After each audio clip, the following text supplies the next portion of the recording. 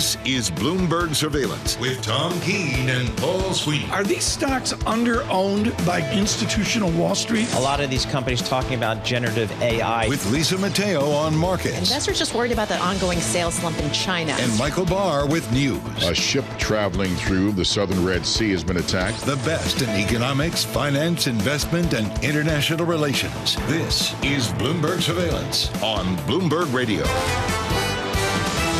If you could see the sausage being made here, I tell you, we almost missed the opening of the show because we were talking Celtics basketball. I mean, that's what Lisa saved us. She said, hey, guys, the show's starting. Hello. We say good morning to you. Yeah, Nvidia. We'll talk about it. We're all over it. But, Paul, I think Target is way more important. And just to give you a compare and contrast of this disaggregation I see in the economy, Paul, Chanel reported. You know the Chanel. I mean, you know. Oh, yeah, Lisa's of course I do. head to toe in Chanel. Yep. And the pricing is up 9%, and the unit sales were up 7%. And Kriti Gupta, with a great report there, just said, look, they may have to cut prices to get traffic at Target. That's the divide in America. Yeah, looking at Target here, they missed a little bit on their revenue and their earnings there. Stock down 8% in pre-market trading there, Tom. But the company says, you know, the environment on the discretionary stuff in their stores is pretty tough. The consumers are holding on to their pocketbooks here a little bit here. They use the CFA word tepid. Yes. I have no idea what tepid means. I think tepid means business is slow, and you know, typically you cut prices when that happens. We say good morning on Apple CarPlay and Android. Also on YouTube, subscribe to Bloomberg Podcasts. I'm not out on the live chat yet. I'll get out on that. Good morning to all of you around the world, across this nation, as we build this it's a digital experiment. It's like AI. It's an experiment. Exactly. Well, AI is going to be in focus tonight, Tom, after the close. Carl Master Tim Stenovic will be breaking down the Nvidia earnings as they cross the tape today, a little bit after 4 o'clock. Biggest email I got yesterday was Scarlett Johansson, right? Which is it? I don't know. Johansson. I'm going with Lisa's. Okay, I thought she played left wing for the Rangers. But you know, it's a big deal, and this is AI copyright issue. Yeah. You know, what can you take? I mean, it's content. Can you see him taking Lisa Mateo's voice? Oh, I can see AI doing a lot of things here, but content creation, Tom. That's what the actors and the writers. That was one of the key topics they thought about. Yeah, well, I know. I don't even know why we're having this debate, but there it is. And we'll have some Nvidia for you today, and you know, really the world's going to stop here at 4 whatever for that. Carol and Tim will have that for you in the afternoon. We're in the Interactive Broker Studios with your Bloomberg Business Flash. Lisa Mateo, her real voice. You got it. Futures, little change. After the S&P 500 hit yet another record high yesterday. Today, all eyes, you said it, yes, on Nvidia. Investors waiting to see if those results match expectations. Now, the company expected to report a 243% revenue gain in its latest quarter. Those shares right now, they're on about 0.5%. Snowflake also reporting after the bell, too. Those shares down 0.1%. That's a real company, Snowflake? Software, yes. Gotta get to it. They're huge for that. And since we're talking earnings, you guys mentioned it. Target down 8% right now. Comparable sales decline for the 4th quarter in a row. The retailer says it's going to remain cautious about discretionary spending. Demand for home products, appliances, that's saying soft, but apparel, that's starting to improve a bit.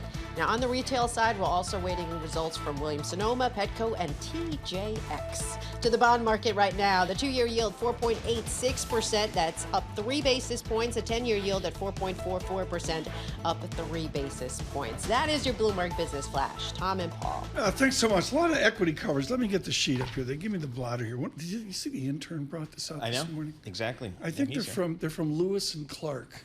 In Portland, Oregon. Really? Okay. It's a beautiful campus. I know, that's what I hear. Look, they were Patagonia.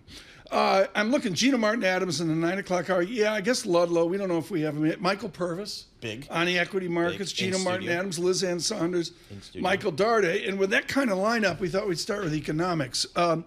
Seema Shah is scary good. It comes down to London School of Economics, her tour of duty at the Bank of England, with a huge concision about what's going on. Seema, with Principal, thank you so much for joining this morning. Just to cut to the chase, Seema, do the central banks, and particularly the Fed, do they have a cogent plan, or are they making it up as they go?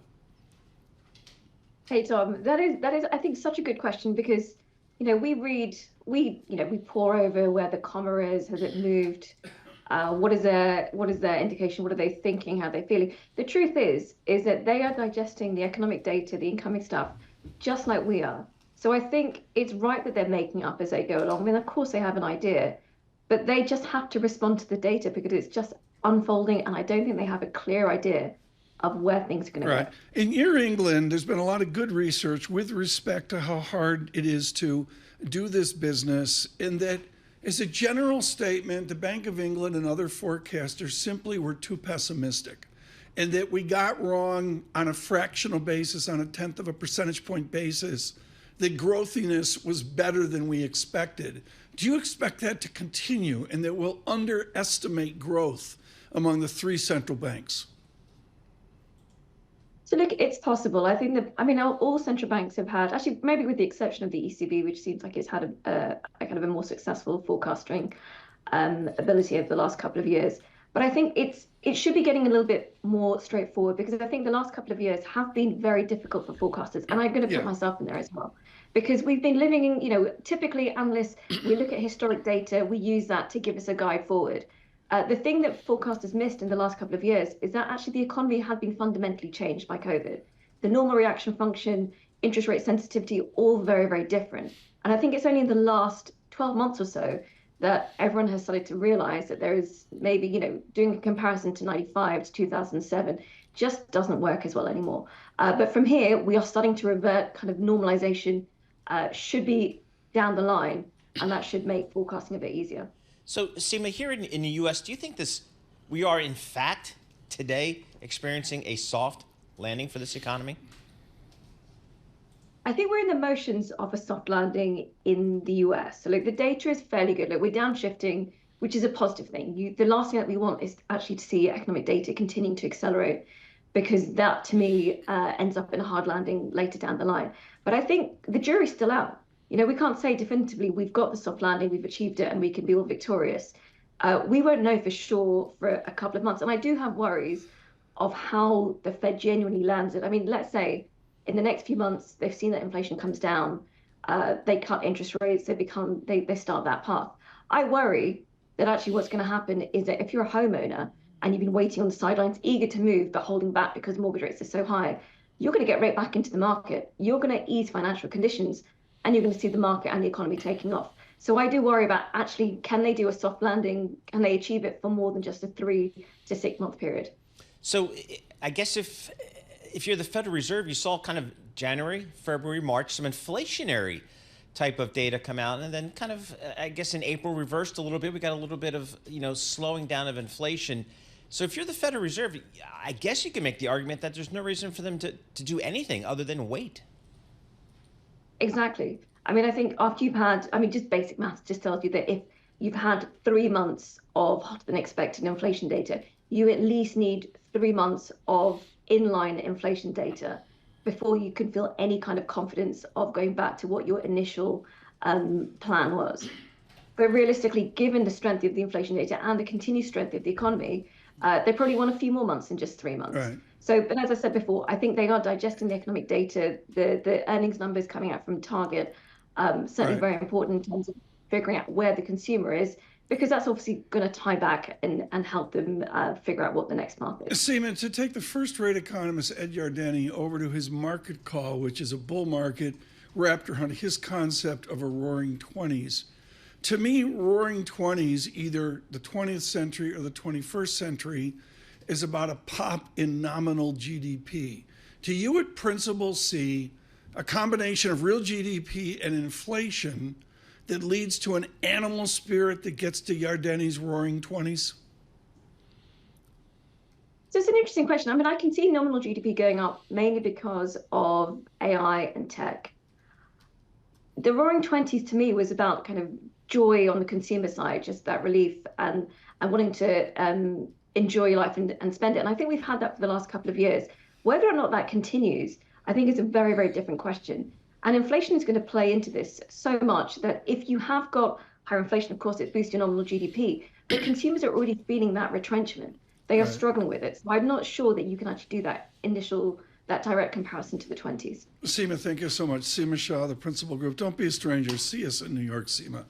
when you get over here. Just wonderful. Again, a lot of good equity coverage coming up here. We do this. I mean, Bitcoin 72,000 traded off a little bit, 70,000 right now. Matt Damon's back in the office. I mean, that's all you need for Bitcoin to move higher. Well, yeah, he's back. I haven't really had a sighting yet. He's in meetings. I know he's with important people. I see his people though. Michael Barr, you and me, we're just hanging out. Yep. Not like Matt Miller. He gets in a little bit later and leaves a little bit earlier. Yeah, it sounds like Michael Barr with our news in New York City. Here's Michael Barr. Tom, Paul, Lisa, thank you very much. Ireland, Norway, and Spain announced they would recognize a Palestinian state. Israel condemned the move and recalled its ambassadors from Norway and Ireland. Growing support for Palestinian statehood, the U.S. backs a negotiated two-state solution. Ambassador to Qatar, Timmy Davis. The two-state solution is the only answer. It is not a frivolous thing. It will take all of us to do it, but we have to do it. Ambassador Davis spoke today at a security conference in Doha.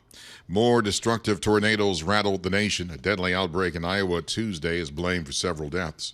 Primary elections were held yesterday in Georgia, Idaho, Kentucky, and Oregon.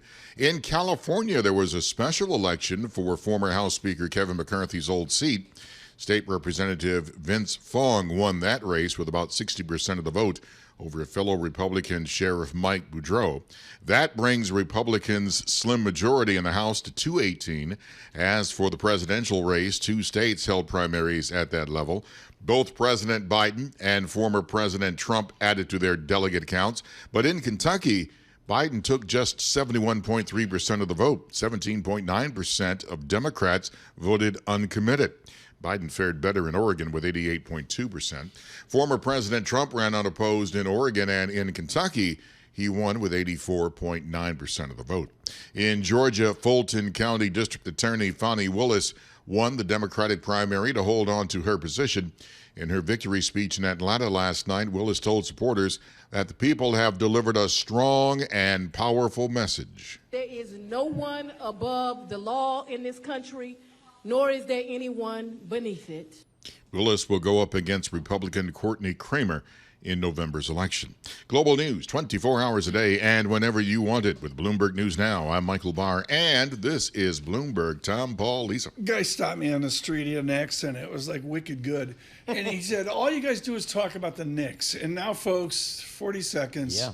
Celtics basketball. Oh. I mean, they played 780 basketball during the season. I mean, they're just like the best team in the league, right? They look very good. They came through in overtime, and boy, you got to give them the due on that. And then tonight, oh my, Rangers, they're playing Carolina. Oh, this is gonna be good. It is.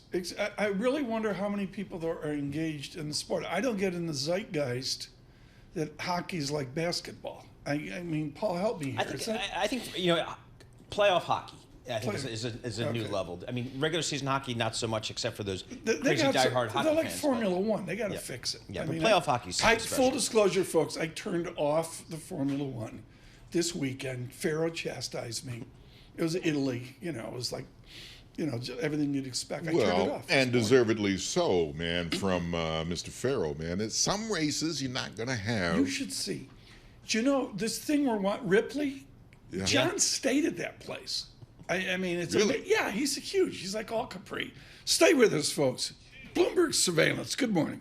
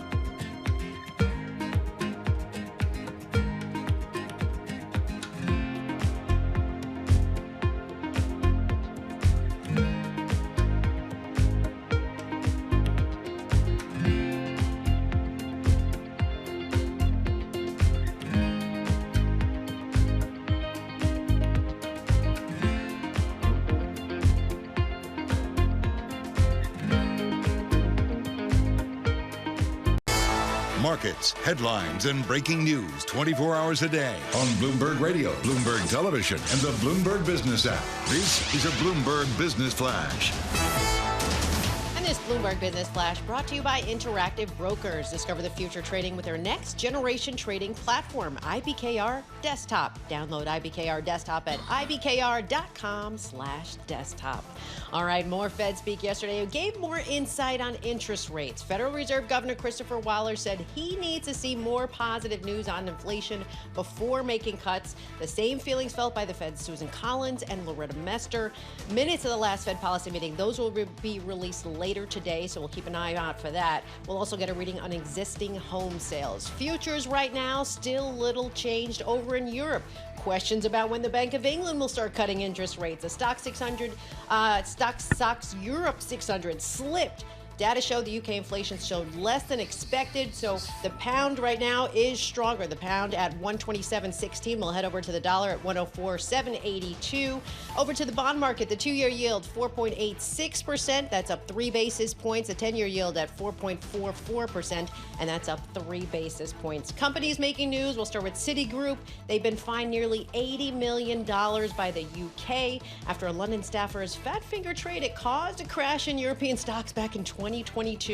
And then finally, Blackstone, they plan to share ownership with more of its workers in buyouts. That's starting with an equity-linked bonus to 18,000 employees in Copeland. That is your Bloomberg Business Flash. Tom and Paul. Lisa, thanks so much. Really valuable. Paul, I actually read every word of the Bloomberg write-up on the Citigroup fine because all of us have made trading errors. Yep. Their systems, I mean, they just reamed them. They just said, they caught part of the error. Yep. But just part. Right. And it was just a fat finger. I don't know. I mean, it's just amazing. Systems, baloney. The whole fat finger thing. I mean, I've done, trust me, folks, line up the mistakes I've made. We don't have time. But the answer is baloney, fat finger. Their systems failed. But how many thousands of trades did they process a day? And you have systems in place. I mean, yeah, I know. It used to be simple. The buy ticket was white and the sell ticket was pink. Right. There's the system. Right. You literally match them up. Yeah, and we'll have to see. Okay. The only one that we know that remembers this is Jay Hatfield. We're thrilled that he could join us right now. Infrastructure capital management here. And Jay, I got like 18 questions, but I've got to go to one single sentence in your note that jumps out to all of the cautious people out there.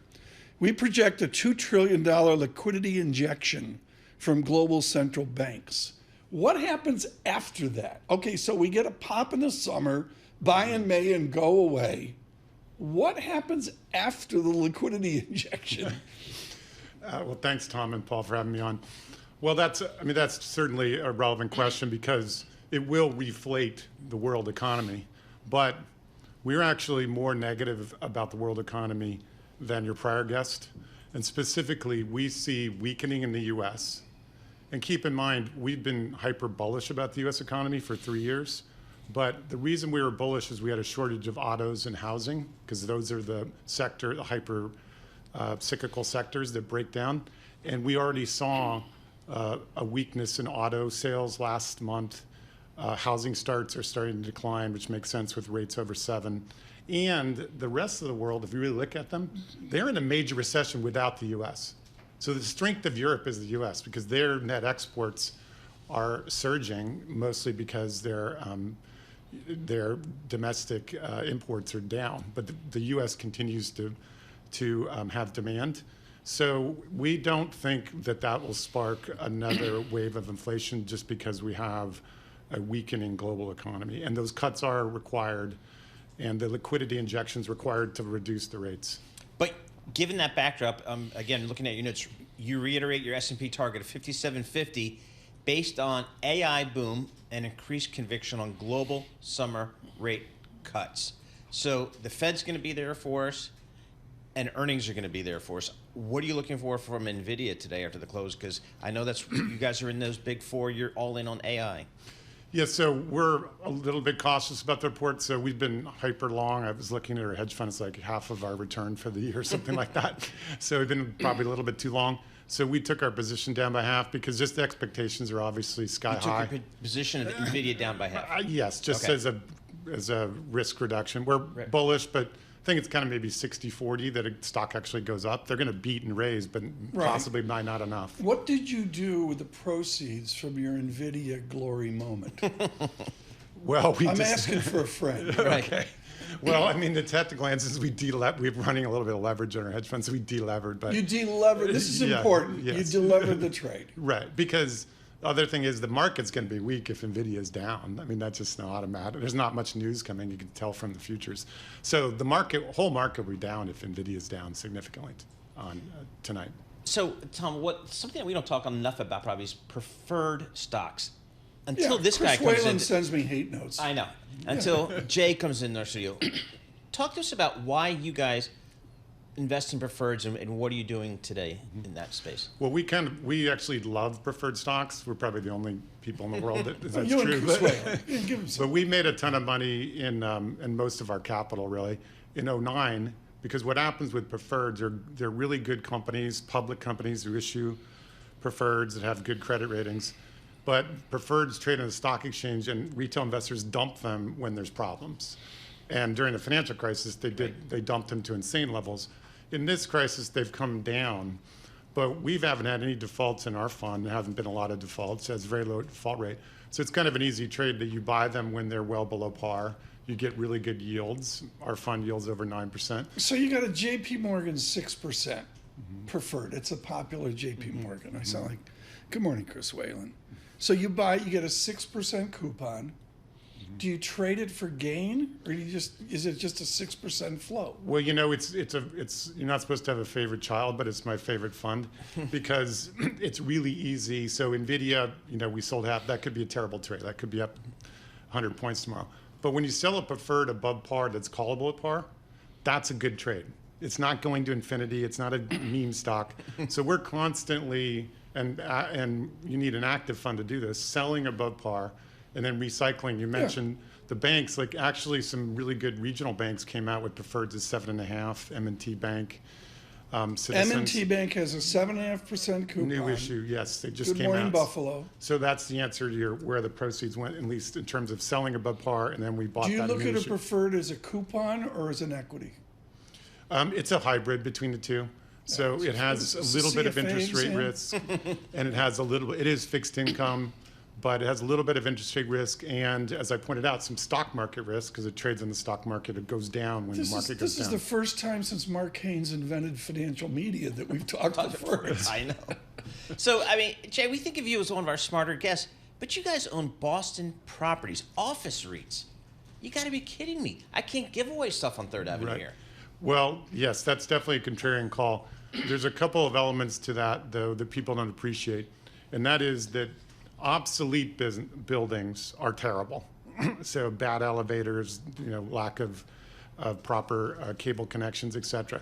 But the A+ buildings, like this is maybe an A building we're in right now. No, we're A++. Okay, you guys are A++, but the bananas are fresh. Yeah, the bananas are fresh. On the 6th floor. Food is A++ for sure. But there's actually a shortage of A++ type space. And if you're going to ask your employees to come back, you need a space. They're not going to come back to your. So you have to make that distinction. Boston Properties, the leading company in the sector, all A's or A+. And there's one other bull case which people haven't focused on. They have some exposure to the West Coast, not as much as other funds. But the Supreme Court almost certainly is going to overturn the Ninth Circuit's ruling that you can't clear out homeless encampments from public spaces. So I think San Francisco and the West Coast are good long-term bets. Really? And there's some, and AI is filling up the space over time. That's where I want to go. You got to come back. Usually we're on like a 90-day cycle, guys. You got to come back soon just to talk about AI. Because Paul and I, we just don't get it. I mean, Lisa gets it, but we don't. She's Jay Hatfield, thank you. This is brilliant. Jay Hatfield there. That was outstanding, folks, on preferreds. A nice primer. Good morning, Chris. We'll get Chris Whalen in to talk. Preferreds is, red and green in the screen. NASDAQ with a little bit of a lift, threatening 11. On VIX, 12.13. Lisa Mateo with the DXY call, DXY 104.82 here. Churn, a little bit of dollar strength. Euro yen 169.48 from New York City. No, I'm not going to say Nvidia day. No, Bloomberg surveillance. Good morning. Bloomberg Surveillance is brought to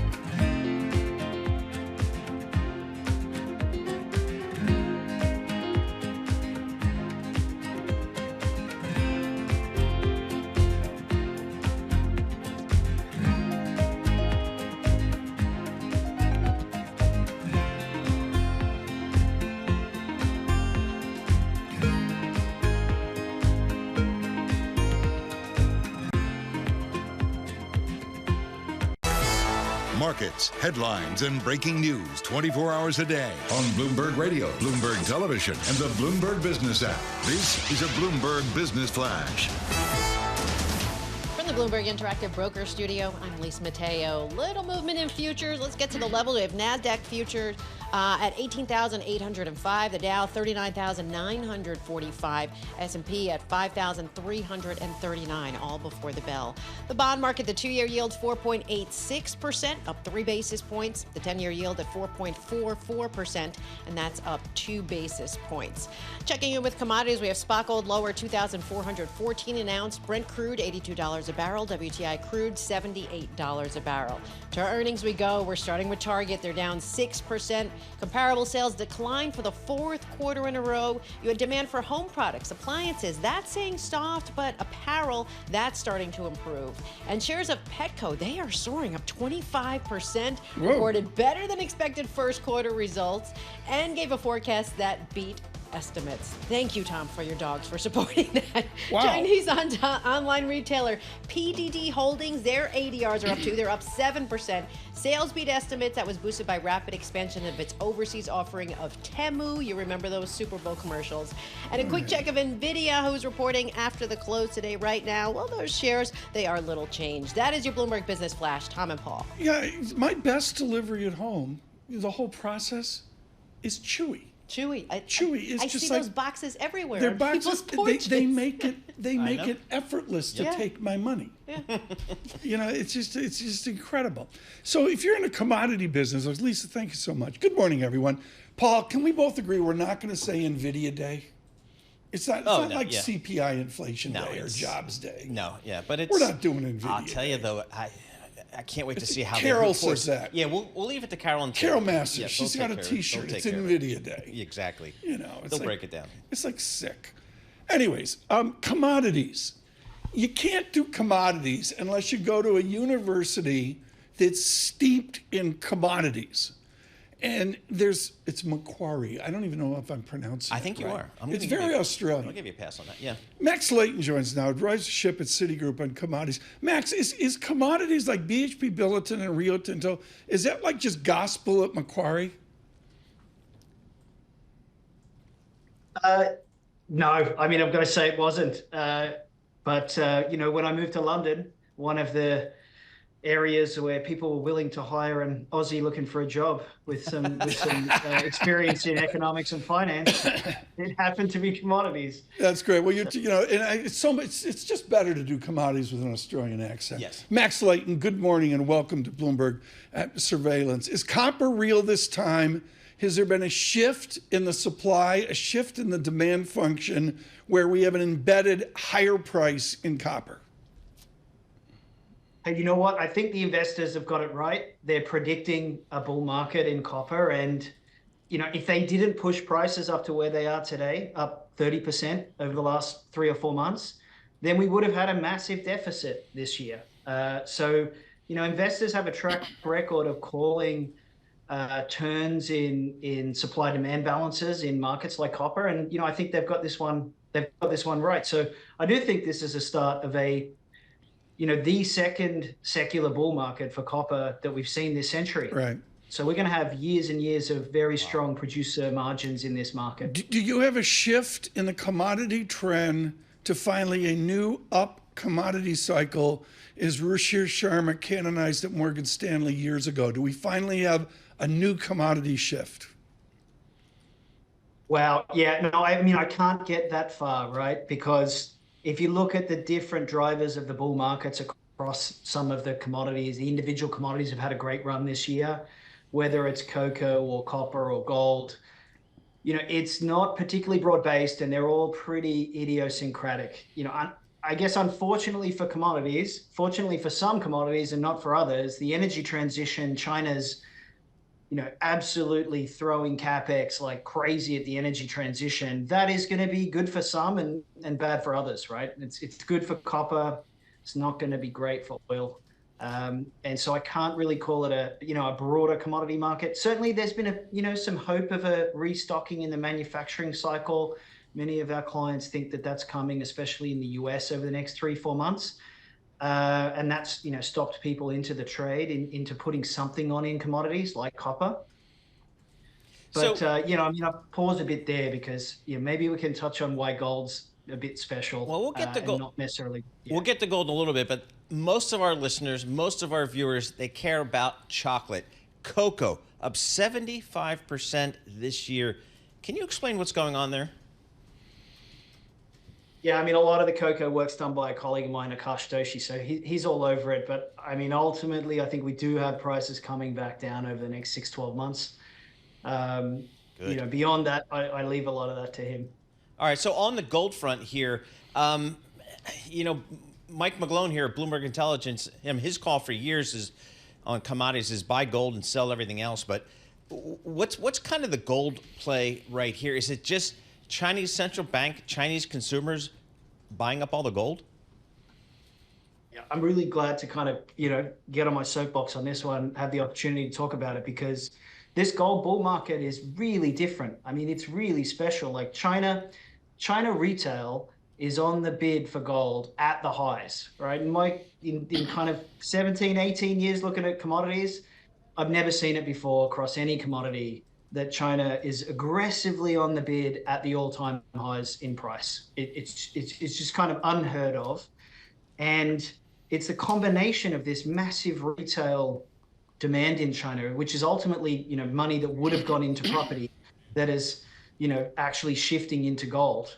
There's excess savings in the country. It's trapped in the country. Right. People are not confident about the private sector. Household confidence pretty low. So it's going into gold. The Chinese imports in the first quarter were equal to 2/3 of ex-China mine supply. So they're just mopping up the mine supply. You add to that the central bank demand, on the de-dollarization theme and kind of polarization of the world. And what's left, there's no mine supply left for jewelry, no mine supply. So you're really trying to, squeeze out the jewelry demand. You're trying to encourage the scrap. Right. Max, I got to get you in trouble with Jane Fraser this morning. Is Bitcoin a commodity? Yeah, I mean, I'm not sure. Just the honest answer. Probably not. It has some characteristics of a commodity, but it's a tough one. You're Max, don't be a stranger. Max Layton, thank you so much. Head of Commodities Research at Citigroup. Just love that. I love the conversation on gold. Yeah. Okay, we're Segui right now. Over to surveillance. I should have bought more. Correspondent Matthew Miller joins us right now. BitDog at 70,000. Discuss. Well, what's interesting, you ask if it's a commodity, because for a long time, I thought it was a currency when I first started buying Bitcoin back in 2012 and talking to people in the community. That was the idea. But it turns out people who spent it didn't make very good financial decisions. And so now no one uses it to actually buy things. Yeah. There was a time when I bought groceries with Bitcoin, when I bought gas with Bitcoin. I went into GameStop and bought a video game with Bitcoin 10, 12 years ago. But I would like all that Bitcoin back. Would you buy GameStop as a meme stock? I mean, are you? No, I don't buy stocks. In my role as a reporter, I feel it would be unethical. But at the time, I thought of Bitcoin as a commodity, as a currency. So I just transferred my dollars into Bitcoin and used it to spend for reporting purposes. And now it's for reporting purposes. Well, yeah, of course. Yeah. Now it's a store of value. Do you think? Or is it kind of like it feels like a commodity? Well, it certainly has like been, right? Yeah. If you bought it at any time before now, you've made money. So. Right. And so, folks, just for full disclosure, Matt does own some Bitcoin. We just don't know where it is. I know where it is. I just don't have the password. You don't have the key to get to it. Yes. Okay. It's a minuscule amount, but it's on a piece of paper that he puts somewhere. Really, like if you lose your password, you don't. Yes. So this piece of paper, we're still looking for it within the Bloomberg offices. Exactly.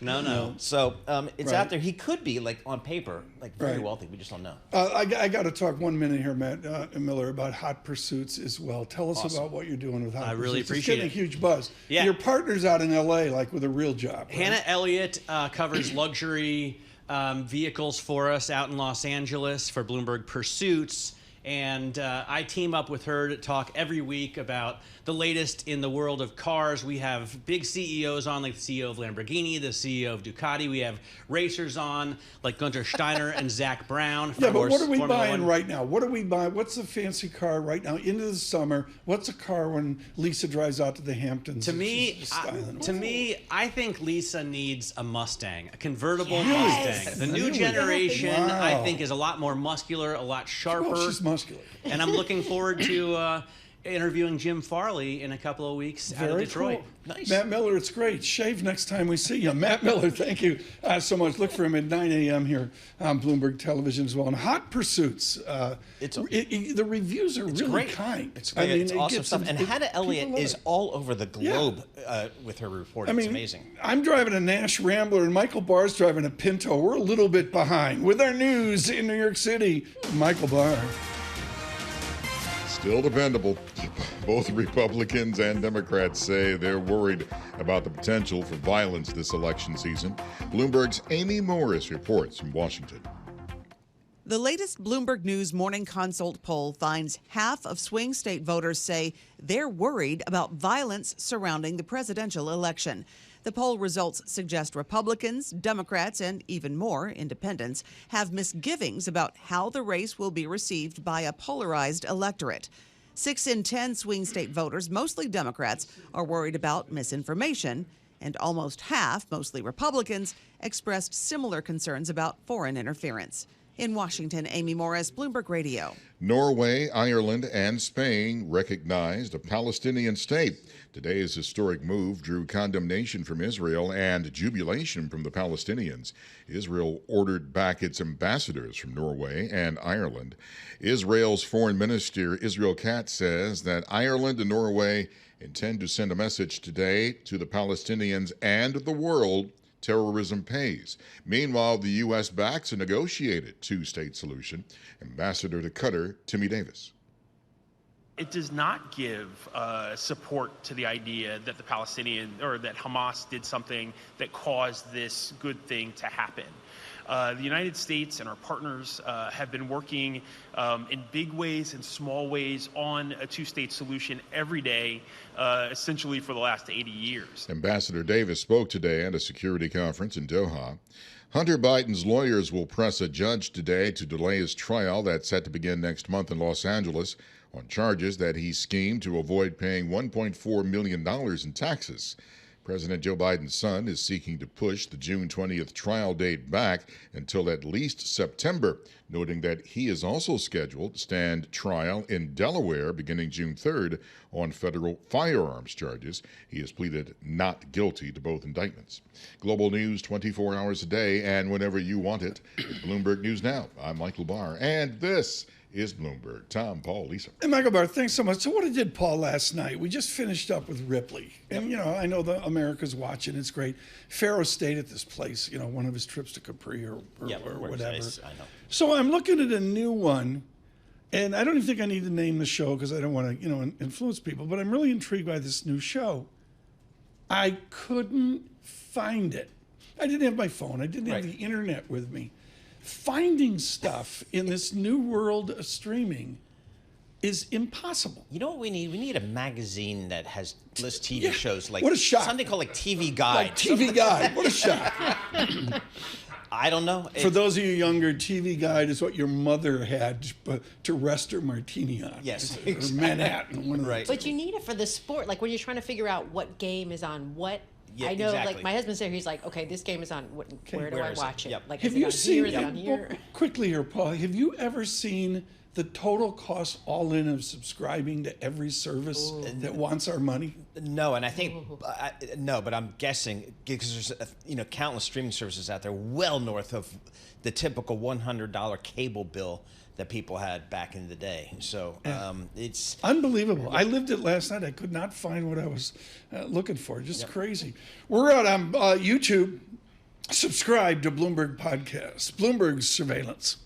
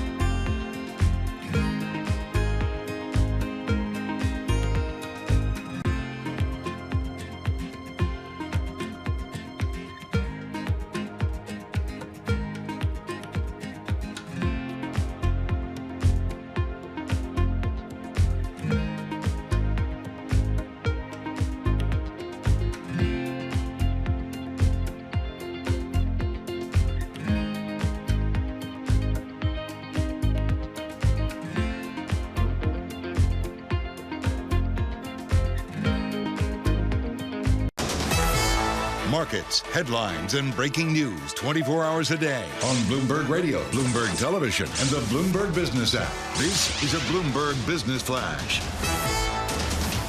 From the Bloomberg Business Brokers in Broker from the let's 3, 2, 1, go. From the Bloomberg Interactive Broker Studio, I'm Lisa Mateo. Let's get to your futures. Dow futures down 0.2%. S&P futures down 0.1%. Nasdaq futures, they are a little changed. To the bond market, the 2-year yield at 4.87%.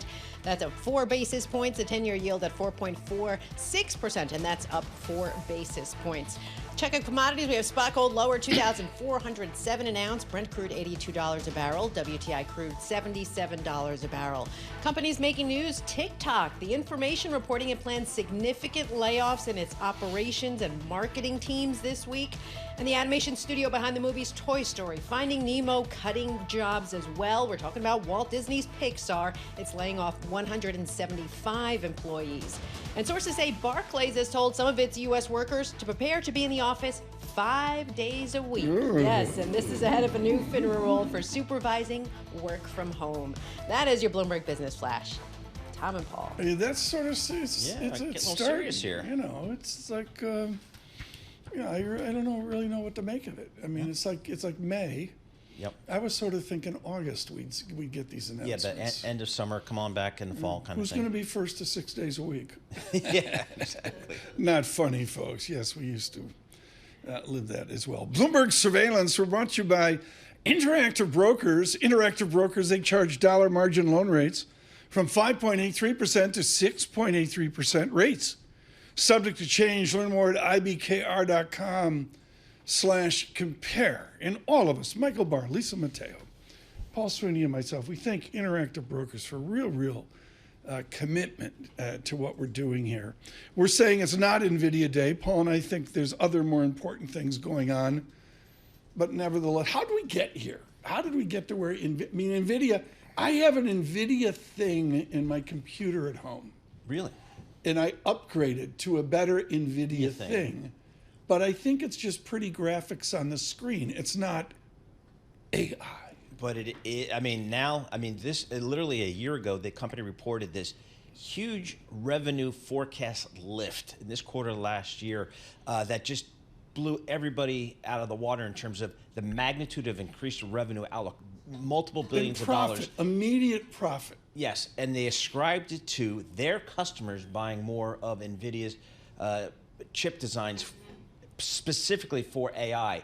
And that, I think, opened everybody's eyes, like myself, to say, oh, this thing is real. Real dollars are being spent by tech companies on this technology. And it's, NVIDIA's obviously a direct beneficiary of that.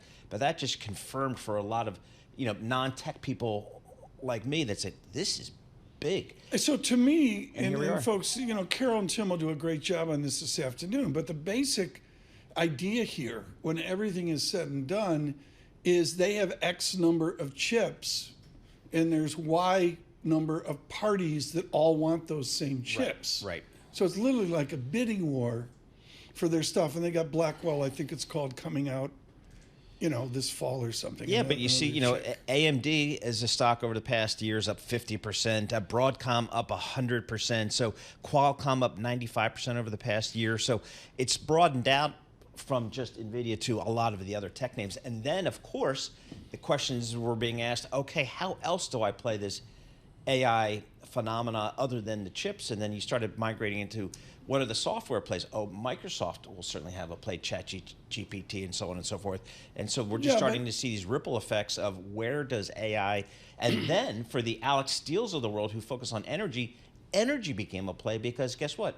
For all these chip foundries and large language and server farms, all that kind, you're going to need energy at the point. But the heart of the matter, and Paul and I chatted this up before the start of the show, you have to believe in all the different types of AI. Yeah. And I'm not there yet. I'm not there on the kind of the practical applications of it, other than it's just the latest iteration in technology. That's kind of how I think about it. Okay, I got to tell a story here. He's going to love this. So I'm at Michael's, this is like 15, 17 years ago, and then, they're giving me an overpriced salad and my third drink. And it's the art directors for my book. And they're like, Tom, we have to have an inside sleeve, one of your charts, 114 charts. Which chart would be like when you open the book, you see it, inside the book cover and that. And I made the decision, like over the olive on the martini, I said, it's got to be Malpass. Yep. Malpass is at Bear Stearns, and out of all the people in the book, and these are heavyweight, Bill Dudley, the former Fed president, Bob, the New York Fed president, Malpass had the most amazing chart, which was yen and gold, like what Dennis Gartman did. Joining us now, the former head of the World Bank and iconic at Bear Stearns, Mr. David Malpass as well. I just looked at yen, and you, and credit to Dennis Gartman as well, it's the call of the decade. Weak yen that we saw, whether it's yen and gold or yen and whatever. How does Japan turn around this train wreck? Hi, Tom. You can stabilize your currency by having a good growth plan, so Japan's got to articulate that.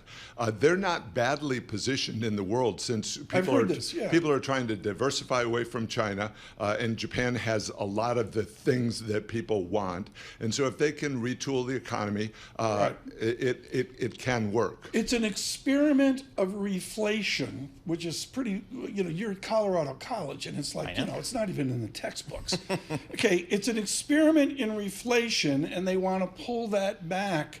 Can they find a middle ground that works versus tripping into deflation again? They can, but they need to really think about their interest rates. They're pushing up against the 1% limit on the 10-year bond. It really doesn't.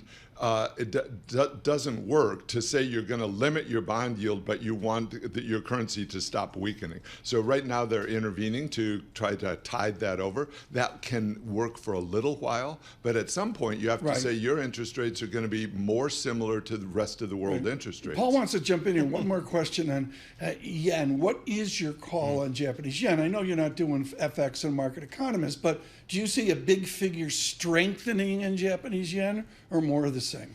I think it could settle where it is now, and the world would accept that. And that is a little bit what is going on. The world moves through currency realignments and then tries to stabilize after that and reduce the harm from that. Paul, he's tanned and rested. Did you notice this? He's left the World Bank, and he's tanned and rested. I know. I'm very impressed. David, we've seen, bringing it back to the U.S. here, my entire career, we've been talking about annual deficits and the national debt, and now we even have Jamie Dimon, David Solomon at Goldman Sachs talking about the national debt. We've even got that silly thing downtown where they tally up the national debt on a daily basis for everybody to see. Is it time to care about that stuff? Like, I'm 60. Do I care? I think absolutely it is time to care. It was one thing when the U.S. economy had a 50% debt to GDP ratio. You could borrow that and not really tax the world's capital or take all of the world's capital. We're the biggest economy, and we're borrowing so much that it changes capital flows around the world. And I think it's doing it in a harmful way. It's the government gets the first dibs on all capital, and then if there's any left over, big corporations get it through the bond market.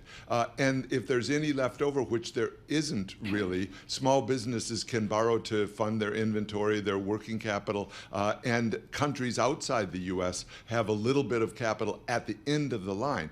That's not a workable system for the world. So I think there has to be, both in the U.S. and in the world, an urgency that the U.S. government stop growing its spending. And this is, I guess, a political issue. And again, in my lifetime, I've never seen the political will to address it because it doesn't sound very popular.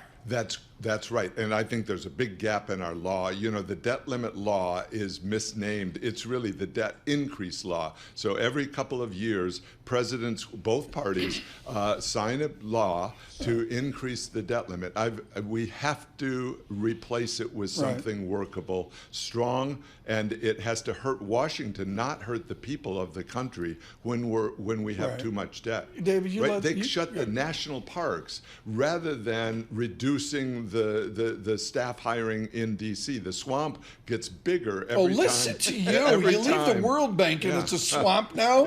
You worked in the swamp for 3 years. What'd you learn working in the swamp? So Washington is a swamp.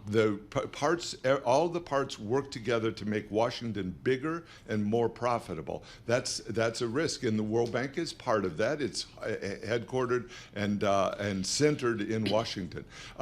One thing I learned, Tom, was how hard it is to get any other country to do the right thing. It's just as hard outside the U.S. as in the U.S. So if you take Nigeria, why is this oil-rich country so poor? They've got a huge extreme poverty rate. Why is that? Because the government takes all the profits from oil and wastes it. This is such a better Malpass than the World Bank, where you had 8 people standing around looking at every word. We're with David Malpass, is public service to the nation and the world with the World Bank, and involved in politics as well. I got to get back to what Paul talked about, which is the debt and deficit.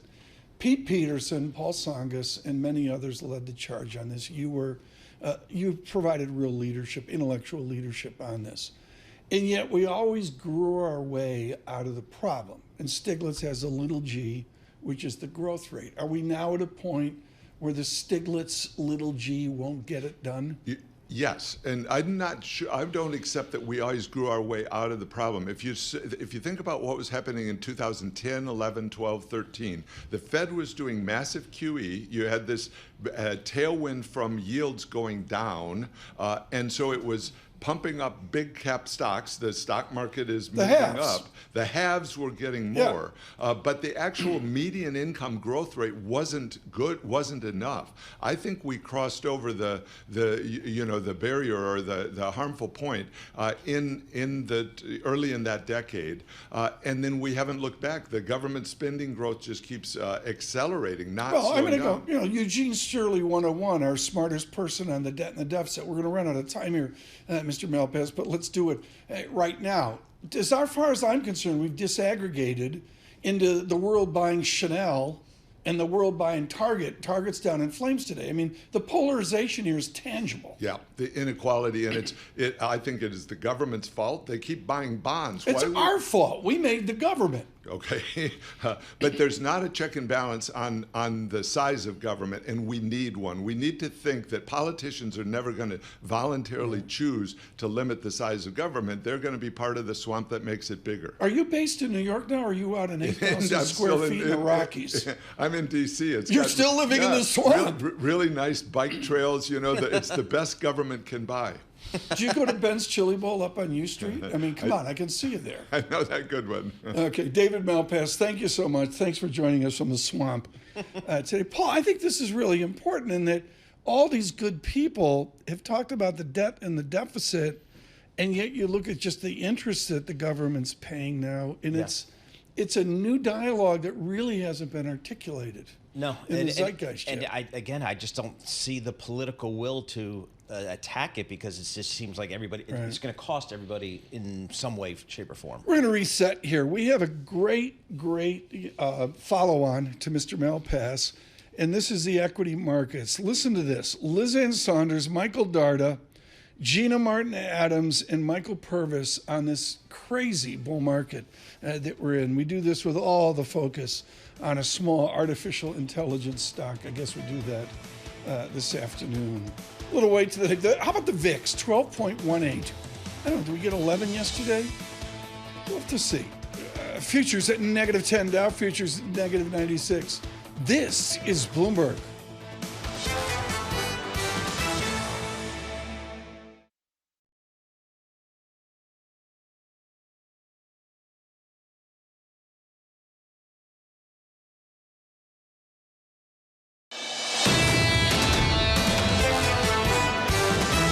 This is Bloomberg Surveillance with Tom Keene and Paul Sweeney. Apple's still minting more money than God, right? Geopolitics front and center for global Wall Street. With Lisa Mateo on markets. Stocks are coming off of another record high. And Michael Barr with news. U.S. Secretary of State discussed the conflict in Gaza. The best in economics, finance, investment, and international relations. This is Bloomberg Surveillance on Bloomberg Radio.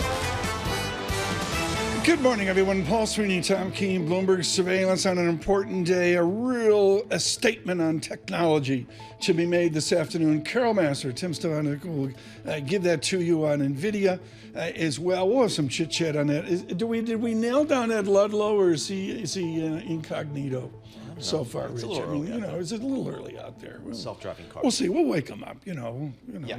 He sleeps in a Tesla sometime. He does. He takes the self-driving car. He's We got don't the know what's going on. self-driving car, and he self-drives himself Over the Golden Gate Bridge, by the way. He did that. Yeah. Yeah, it's pretty cool. We don't have that luxury. Futures a -9. The VIX. Did we get an 11 VIX yesterday? I don't think so. Let me. I can do this, folks. VIX index GIP2, which is a 2-day chart. Oh, you can I do didn't know this that. on the Bloomberg. Look at that. Yes, we got down to 11.84. Very cool. Yesterday. So it's a quiescent market. Futures -10 as we wait this big event this afternoon. We'll give you lots of equity perspective. Ann Sonders with us in a moment. We're on Apple CarPlay. We're on Android. We're on YouTube. Search Bloomberg Podcasts. Subscribe to Bloomberg Podcasts. And surveillance, Bloomberg Surveillance, brought to you by Cohn Resnick Advisory Assurance Tax. Cohn Resnick can help your business quantify its financial exposure using risk-based strategies and analytics. Visit cohnresnick.com. With our Bloomberg Business Flash, Lisa Mateo. Good morning, and a quick shout out to the YouTube group. I am officially on the chat, and people Nice. don't believe it's me. They're like, is that the real Lisa Mateo? It is. I'm gonna type it I'll in be here. chatting in today. Hi, So thank you for Lisa. all the shout outs this morning. Let's head to the markets. Right now we have Dow futures down 0.2%, S&P futures down 0.1%. We have NASDAQ futures little change. Now this is after the S&P 500 hit yet another record high yesterday. Today though, yes, all eyes on Nvidia. Investors kind of waiting to see if those results match expectations. The company expected to report a 243% revenue gain in its latest quarter. Their shares down about a fraction right now. Software maker Snowflake, they report after the bell. And if you remember, they made headlines, that possible deal to buy Reka AI. Well, those talks have broken down, so it'll be interesting to see how things pan out there. Since we're talking earnings, let's head to Target, down 8%. Comparable sales declined for the fourth quarter in a row. Williams-Sonoma just came out, reported adjusted operating margin for the first quarter that beat estimates. Those shares, though, they're down about 1%, so it could be Target kind of having an effect off of Williams-Sonoma. And then shares of Petco up 17%, reported better than expected first quarter results. And since we're talking pets, Walmart Plus membership program, they're dipping into healthcare for pets, adding telehealth services for pets. It's a new benefit this year. Tom, you and Kennelfie can jump on a call with a vet, make things better there. There you go. Easy breezy. I go to the vet. I just make the check out to their prep school. It's a direct conduit. Lisa Mateo, thank you so much. Greatly appreciate that. I'm looking here at the intellectual combine over at Schwab, and I got S&P tech sector's forward price to sales ratio pushing up against this all-time high. Thank you, Kevin Gordon, for that wisdom. Joining us now, Ann Sonders. It has a privilege of working with Kevin Gordon. Ann, you do the best charts you and Yuri and Timmer do the best charts on Twitter today. What's your most important chart that you're putting out for Schwab right now? Oh boy, that's a good question. There's so many. I think it's labor market data. I think it's claims, continuing claims, what we see in the monthly jobs report. I think that's the needle mover in terms of Fed policy. Can you correlate Target's earnings this morning and very great disappointment on revenue? Can you coordinate that, correlate that, I should say, with the labor market? Well, I don't cover individual stocks, including I understand covering Target, but you have the earnings story this quarter at the bottom line level has been better than expected. The beat rate, the percent by which companies have beaten, but you've got overall revenue growth down around in line with where inflation is. So it really has exposed the companies that actually do have pricing power and don't have pricing power. In addition, revenue beat rate has been below average. The percent by which companies have beaten on the top line has been below average. So I think this is increasingly yet again a sign of this bifurcation bifurcation happening, whether it's between nominal and real, high-end consumer and low-end consumer, services versus the goods side, discretionary versus non-discretionary. And I think there's a reason why the consumer discretionary sector has been performing poorly, is we're now seeing more than just cracks in the facade of the consumer. So, Lizanne, I guess one of the key issues here are the earnings that we have seen, and again, we're going to another big one after the close tonight with Nvidia. Have they been strong enough to support this big move up in equity valuations that we've seen since October? Well, you've got about, I think the blended growth rate right now is 11%. That's inclusive of the companies that have yet to report. And that is well better than what was expected at the beginning of reporting season. That's getting there, but I think earnings do need to continue to surprise on the upside, because last year's strength in the market was all multiple expansion because you didn't have much in the way of earnings growth. So I think the earnings do have to play catch up. Obviously, the report out today is incredibly important, not just psychologically, which we know it's going to be important psychologically, but if you look at the overall tech sector, the earnings growth rate drops from about 24% or so, 23, 24% down to less than 11, excluding what is expected for Nvidia. So it is obviously the poster child, but that has been the support for the tech sector, which is the overall support for a higher valuation level. If you look around the world, one of the mistakes that investors make is they do valuation comps country to country, region to region, without taking into consideration what are the underlying drivers of the local economy. And when you have more of an information tech-based economy, that is supportive, all else equal, of a higher valuation backdrop. The last thing I'd say is inflation as a backdrop for valuations is important. Maybe not coincidentally, the sweet spot in terms of historical valuations being supported at a higher level has been in and around that 2% inflation zone. We're obviously not there yet, even if we're directionally heading in the right way. Lizanne, what are some of the sectors that screen well for you and your team here? Yeah, so we relaunched Schwab Sector Views at the beginning of the year after a 2-year hiatus for a whole variety of reasons. And we haven't had any change in terms of the sectors on which we have outperform ratings since the beginning of the year. So it's financials, materials, and energy. Obviously, a very cyclical bias in terms of where our outperforms are. The two underperforms are REITs, maybe no surprise given the problems in commercial real estate, and then, as we already touched on, consumer discretionary. The rest are in that neutral category. Liz, how do you manage a bull market across the kitchen table? Sell in May and go away. That didn't work out. There was a great chart. I don't know if young Gordon had it at Schwab, but it's like we're getting back to 2006 ownership of equities, 60-some%, whatever the number is. It's really great. We're all in on this market. How do you manage the emotion of a bull market on a kitchen table over a beverage of your choice? Tom, that's an interesting question because, household exposure to equities is a behavioral measure of sentiment, for lack of a better word. But you've got attitudinal measures of sentiment. And one of the interesting things that has occurred in the last couple of years, really in this sort of post-COVID bear market cycle, is that you get much bigger swings in the attitudinal measures of sentiment than you do in the behavioral measures. So if you look at just AAII, American Association of Individual Investors, you can see pretty big moves in a very short period of time, up in percentage of bulls, up in percentage of bears, depending on the near-term wiggles in the market, but you haven't seen much movement in that invested exposure piece of it. So I think that there is some complacency out there as measured by the behavioral measures, but those attitudinal measures are swinging much more quickly in this environment. What do you see at Schwab? What is cash doing?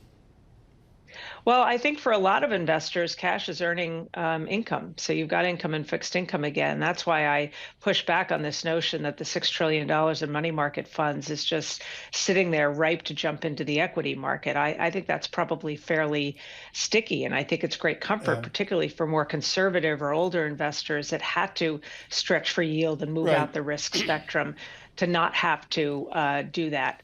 You've got implications for within the equity side, especially areas like dividend stocks that will increase in attractiveness depending on what yields are doing. But I think a lot of that that sort of cash money is fairly sticky because it's earning a nice yield at this point.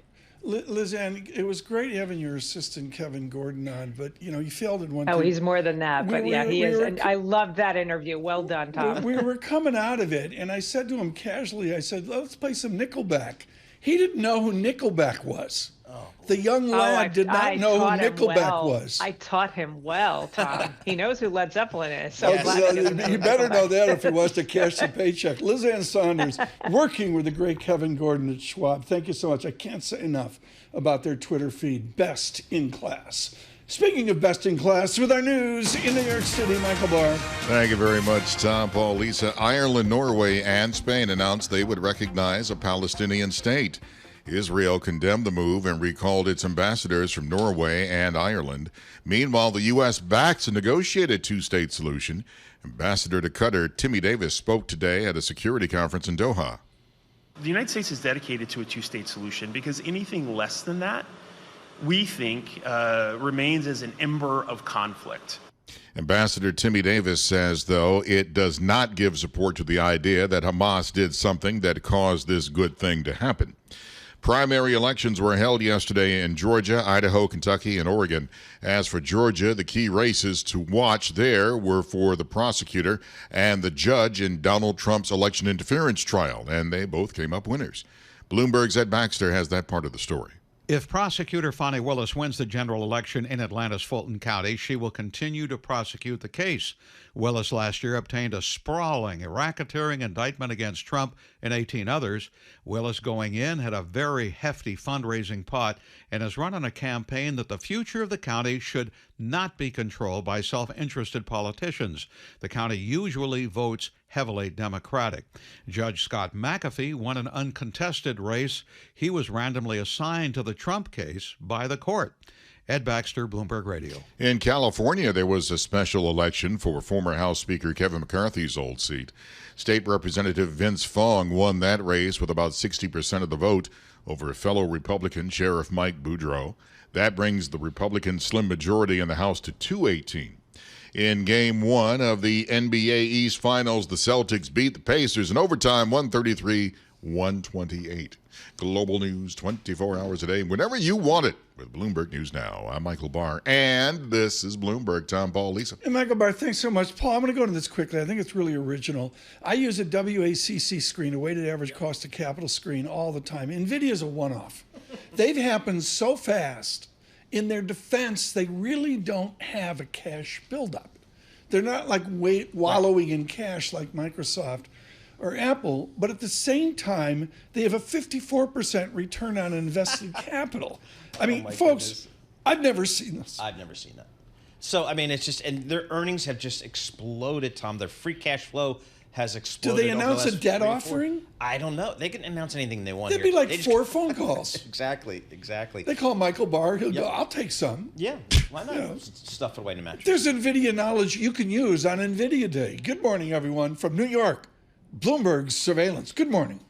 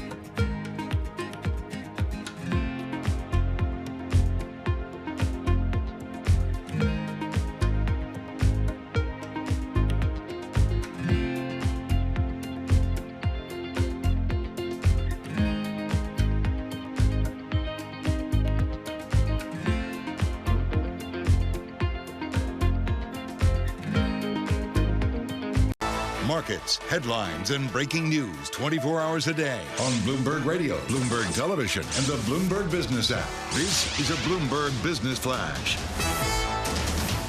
The Bloomberg Interactive Broker Studio, I'm Lisa Mateo. We had more Fed speak yesterday, gave some more insight on interest rates. Federal Reserve Governor Christopher Waller, he said he sees more positive news on inflation. He needs to see that before making some cuts. The same was said by the Fed's Susan Collins and Loretta Mester. Minutes from the Fed's last policy meeting, they'll be released later today. We'll also get a read on existing home sales, so stay tuned for that. As far as futures, Dow futures down 0.2%, S&P futures down 0.1%. NASDAQ futures are little changed. Now in Europe, the stock 600, it slipped. Data showed that the UK inflation slowed less than expected last month. We have the pound stronger at 127.19, and then we have the dollar at 104.87.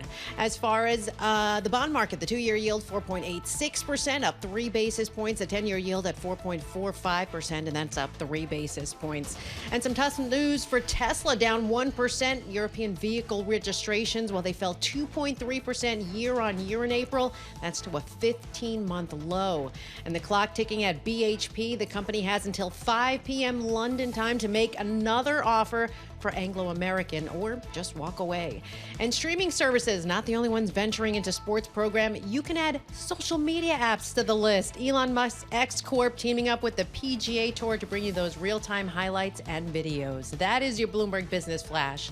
Tom and Paul. Lisa, thanks so much. What a great equity lineup we've got for you. Ann Sonders just with us. Coming up, Gina Martin-Adams and Michael Purvis. Now, Michael Darda, Roth Capital Partners. Michael Darda, thank you so much for joining us here. You call it a FOMO frenzy. Is our FOMO frenzy nothing more than the illusion of high nominal GDP?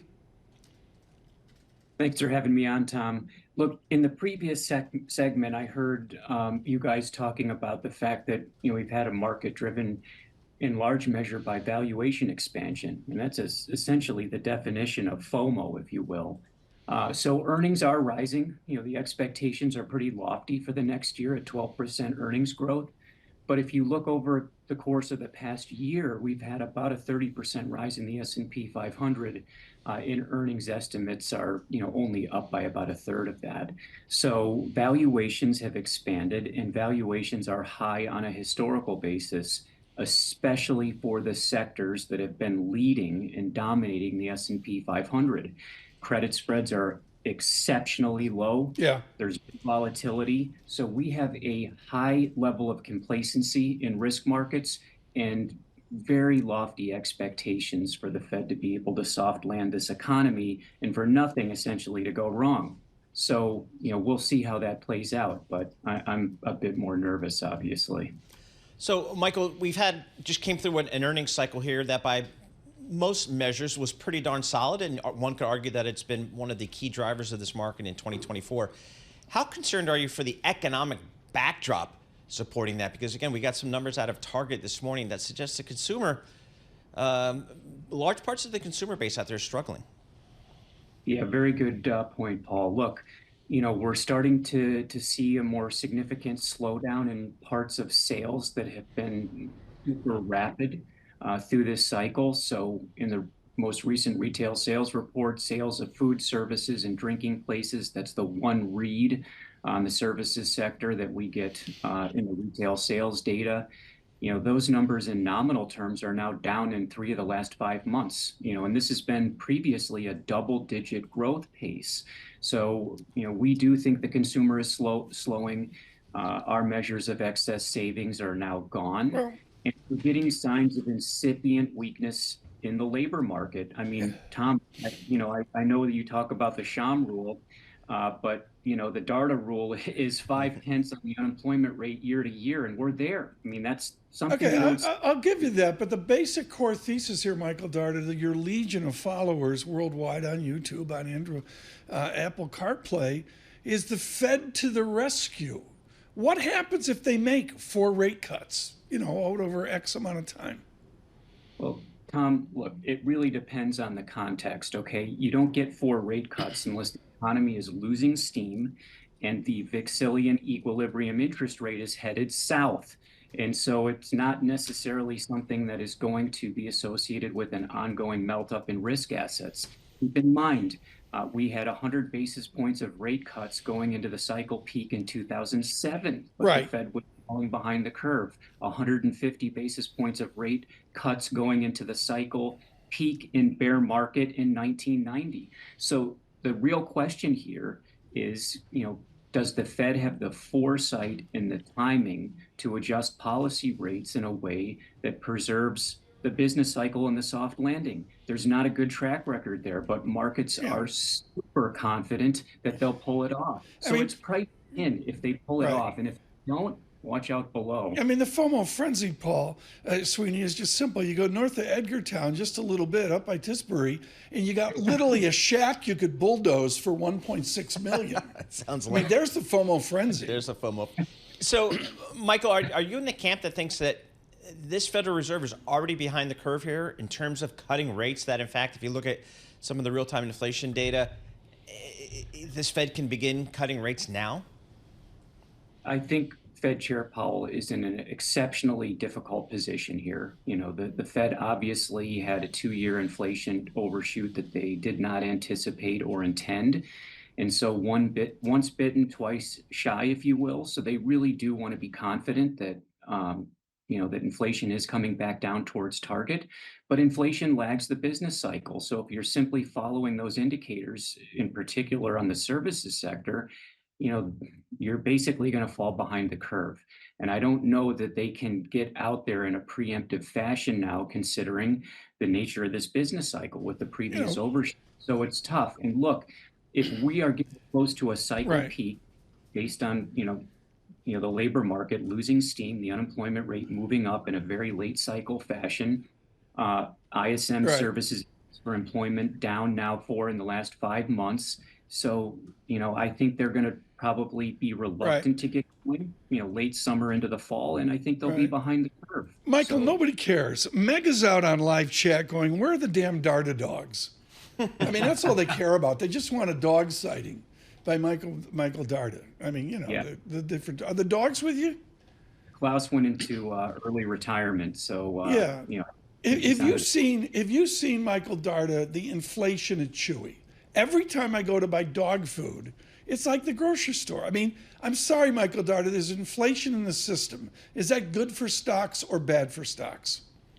Well, Tom, look, I mean, you mentioned nominal growth. So on the way up, when the Fed was really accommodative and everything was flying, obviously it was quite good. Now equity markets are really confident that, the inflation storm is past, the rate cycle is peaked, but that the economy won't fall into recession. So, look, that's bullish if it all plays out, but it's priced in. And I think we need to be talking about tail risks and downside risks. We have a lot of complacency in risk markets here. Michael Darda, thank you so much. With Roth Capital Partners, really appreciate it. This dovetail like Yardeni, the dovetail of economics into market strategy. Like not just like econobabble, but like, okay, what do you do? I go to Chewy.com. Do you agree with me that Chewy.com is a life unto its own? Do you agree with me that the June 30 navel gaze has all been pushed forward? Like I look at Memorial Day weekend sort of like everybody's going to be like, okay, where do I want to be positioned? Maybe people have been up in the bull market. Now what? Maybe there's people who have missed all of this glory. They go, now what? I think there's a lot of now what going into. Well, I think we saw a little bit of in year-end 2023, people trying to chase the indexes here, and so far we got the S&P 500 up about 11.5% this year. So again, it's broader than it was last year. That's what we hear from a lot of the strategists, and that's good for the marketplace. But again, just this fixation or this focus, let's call it, on Nvidia after the close today just kind of drives home that this is still a tech-driven market here, market driven by the technology sector, which I guess given its market cap, not surprising. No one's ever said this to me. On live chat, YouTube, subscribe. Hi, Lisa. Your delivery and cheerful demeanor greatly contribute to the show. Have they ever said that about you or me? Nope. No. Nothing. Lisa Mateo, she's out on live chat on YouTube. Look for that. Soon her people, her interns are helping her figure out how to do it. Futures at -9 to VIX 12.17. From New York City, yes, on NVIDIA Day, good morning.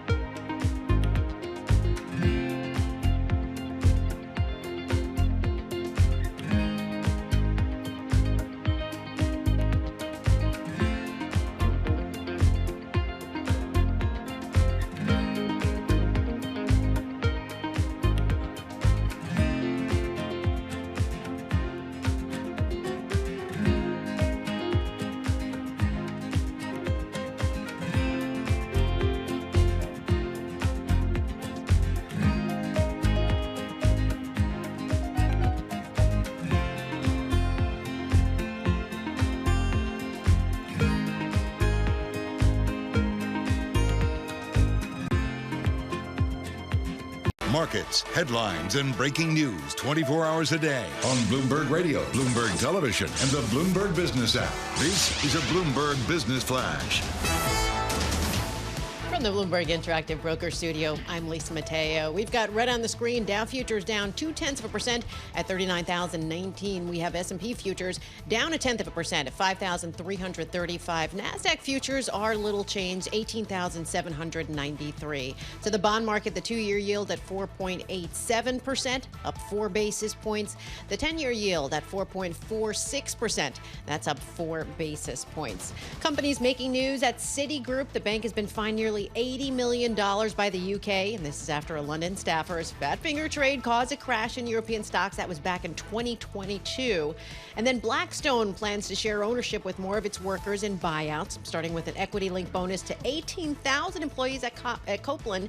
And then shares of BuzzFeed, their story, they're up 55%. Former U.S. presidential candidate Vivek Ramaswamy, he reported a 7.7% stake in the company. Now, if you base it on Tuesday's closing share price, worth about $6.8 million. That is your Bloomberg Business Flash. Tom and Paul. Look to what Lucas Shaw says about that. He's on fire. We got any new Paramount news? Like CBS no, news? and that in and of itself is the news. The fact that there's no news. No, I'm asking for Margaret. Yes. Margaret called me up and said, "What's Lucas say? What's Paul say?" Right. Exactly. We're waiting to see what the Paramount news is. We wait at 8:31 always for our economic data. A little light today. But the economic indicators, they're brought to you always by Commonwealth, supporting more than 2,000 independent financial advisors with the solutions they need to grow a thriving business. Commonwealth, go where you grow. Visit commonwealth.com to learn more. We thank Commonwealth for their leadership on giving us the best of economic data. Is Nvidia economic data? I don't think so. We'll go company data. Yeah, company. Darter called it a FOMO frenzy. Is it an Nvidia frenzy? Oh, boy, we'll see after the close tonight. We'll see how Joining us now, the worst job in Bloomberg. She has to sort through the 400 polls that are coming up before the first Tuesday of November. Laura Davison's Deputy U.S. Politics Team Lead and Poll Talent with Bloomberg News. I'm already polled out, Laura. In my summary of all the different polls, is the White House is making very clear they don't believe the polls. Do I have that right? Yes, Biden has repeatedly said that he thinks that the polls are undercutting him and underselling his popularity. Of course, polls are a snapshot in time and, do have a margin in error and are just a tool that can tell us direction. But several polls, including, the months that we've done this Bloomberg Morning Consult poll, as well as others, have shown that Trump consistently leads him in key states. Is there a history that supports President Biden that the polls get it wrong and he'll do better than good the first Tuesday of November?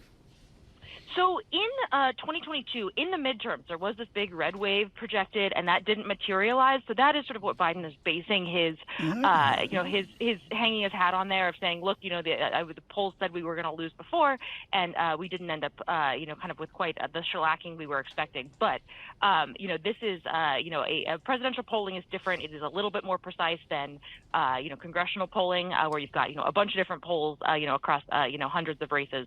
But this is a consistent sign and a worrying sign for the Biden campaign that he...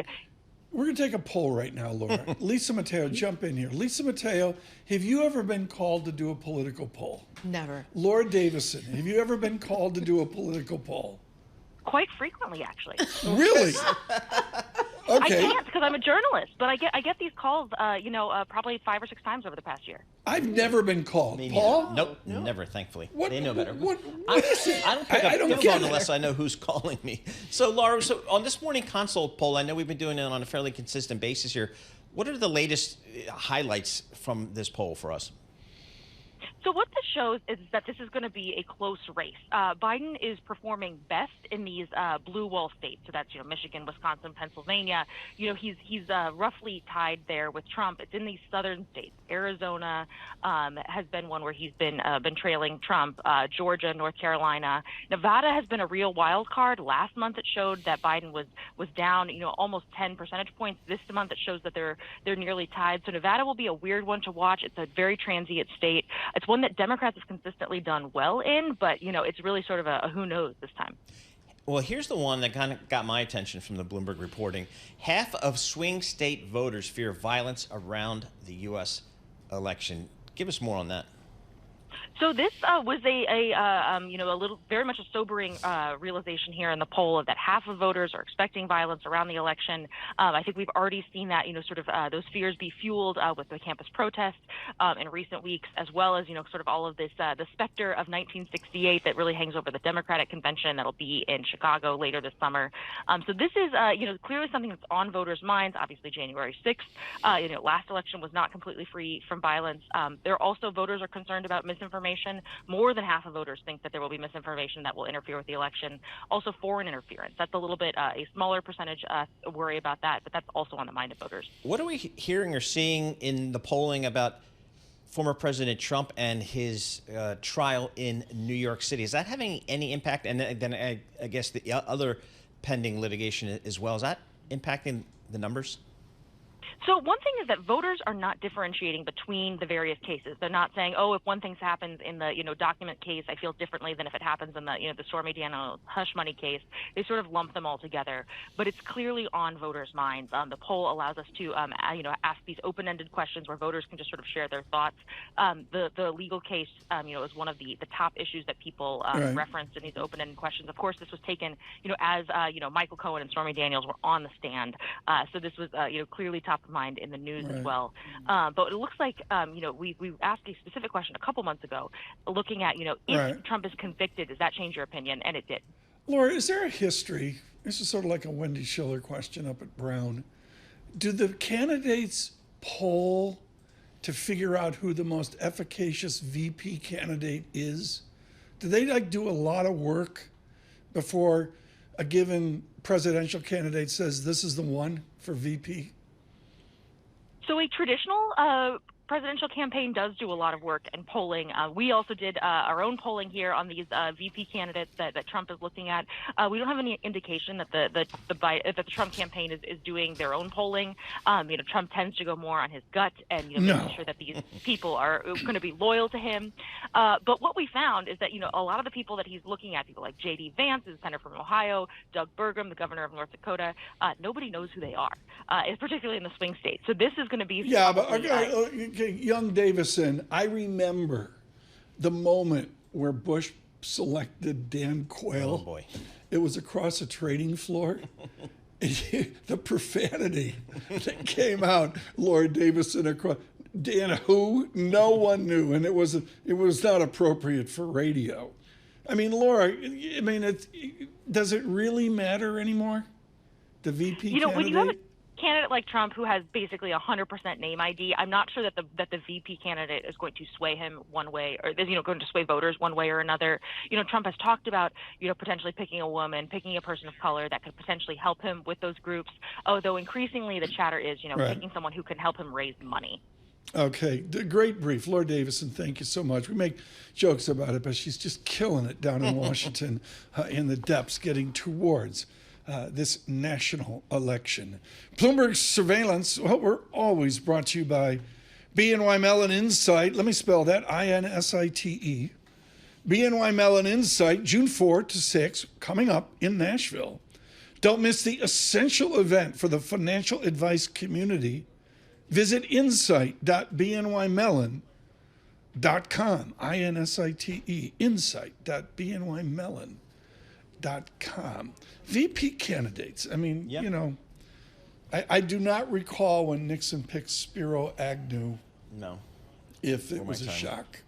Yeah. I honestly can't remember, but no. There's a time, I guess, you balance the ticket, you try to bring in some support that maybe the presidential candidate does not enjoy at that time. But I think when you have somebody like Donald Trump, who, as Laura Davison was saying, has such high name recognition and has such avid support from his supporters, that it makes the VP pick maybe less relevant. The VIX, 12.17. We had an 11 print yesterday showing as Michael Darda said, FOMO frenzy in the market. Somebody said, what's FOMO? Fear of missing out. Yep, See, I nailed that. Yeah, boom. CFA jargon, sorry. Futures at -9, Dow futures at -74. With our news in New York City, Michael Darda. Thank you very much, Tom, Paul, Lisa. Norway, Ireland, and Spain recognized a Palestinian state. Today's historic move drew condemnation from Israel and jubilation from the Palestinians. Bloomberg's Jumana Bersachi.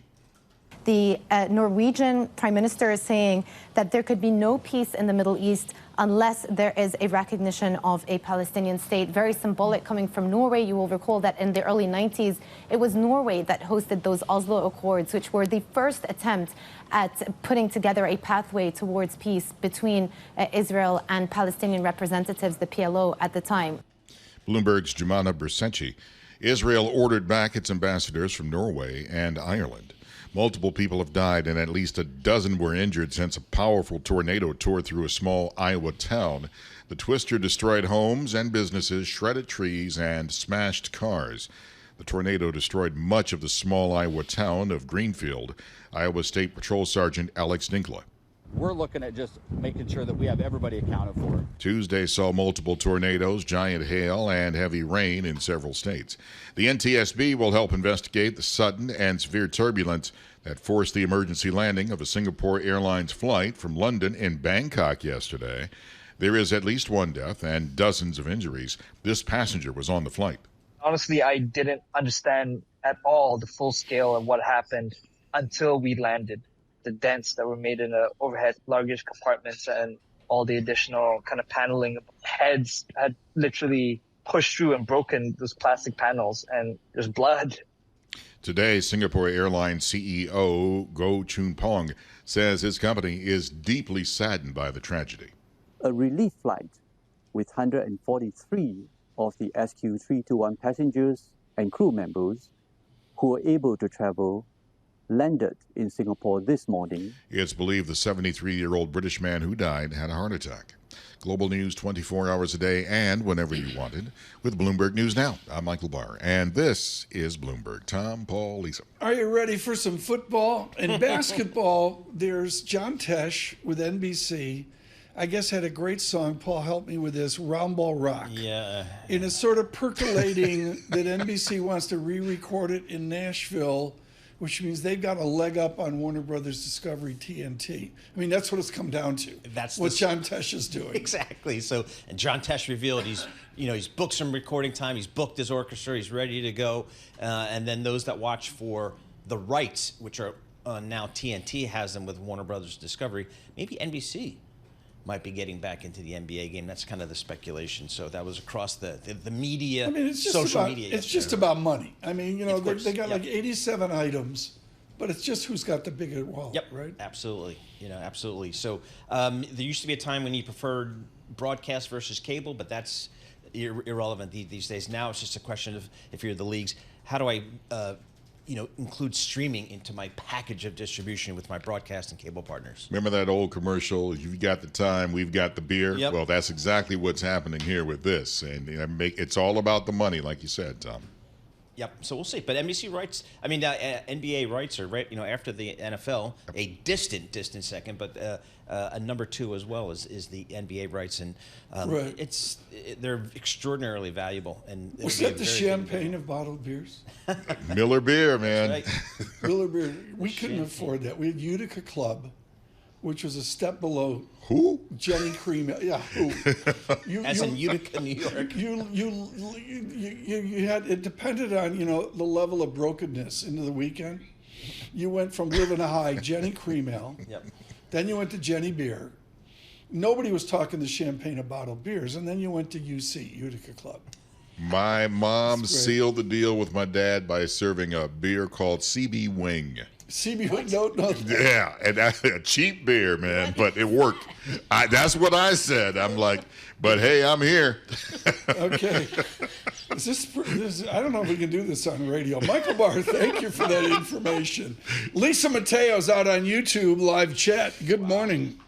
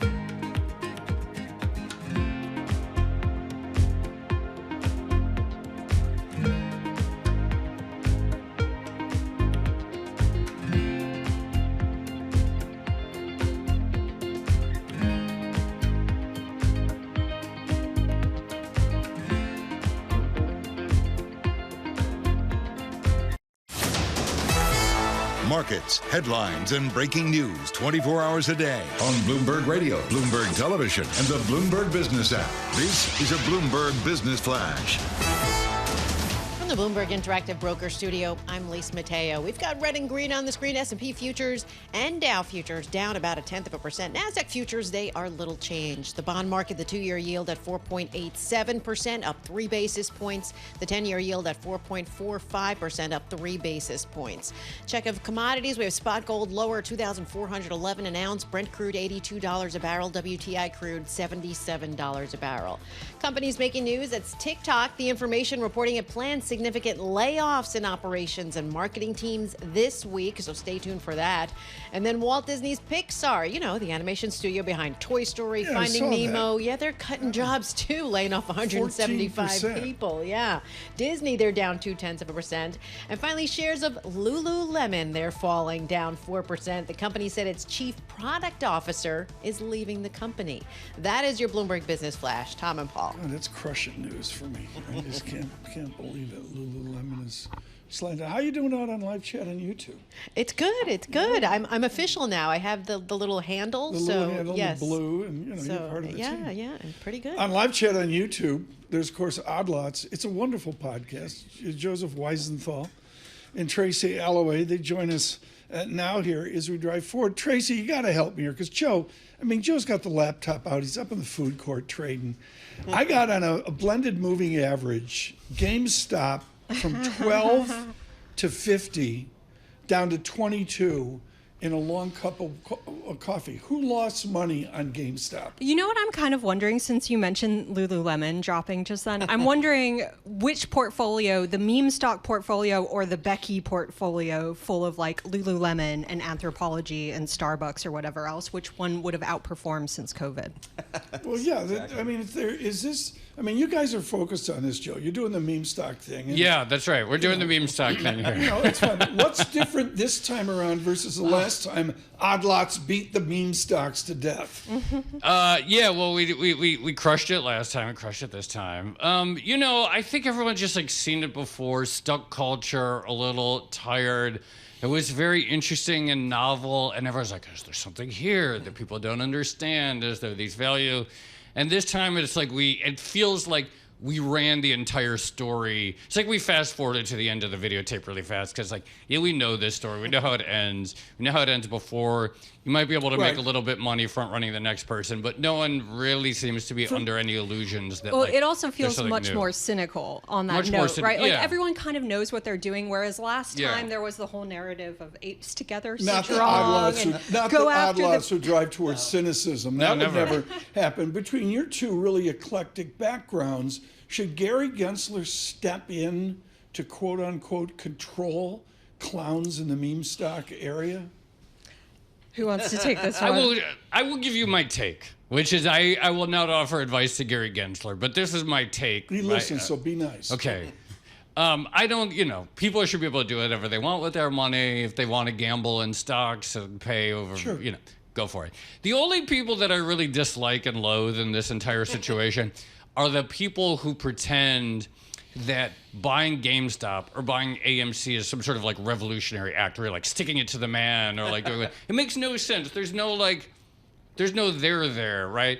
It's the idea is you're gonna buy GameStop, it's gonna be some populist act and overturn the elite because the Fed has some huge short position on GameStop, and you're gonna come on.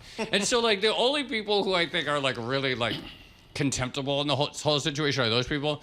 But everyone else, if you want to gamble, if you want to have fun, if you want to post your screenshots to Wall Street bets of how much money you made or lost, be my guest. The most charitable interpretation of meme investing, I think, and the one that I sometimes subscribe to make myself feel better, is if you want to treat the stock market like a GoFundMe for a business that you have feelings about, whether it's GameStop or AMC, you have this sort of nostalgia associated with it, then fine. I guess the most uncharitable interpretation of it would be stock manipulation, and that's where you get into the Gensler stuff. I will say every once in a while I think about what it would be like if the meme crowd came for commodities. Yep. Oh, yeah. And I don't know if you remember in the original meme stock craze, 2021, there was some talk of going after silver. And I think there was like a tiny bit of a squeeze, but then it petered out. Sometimes I wonder what would happen then and whether feelings would start to change if suddenly people are squeezing, I don't know, the price of corn or something. We've had huge moves in cocoa.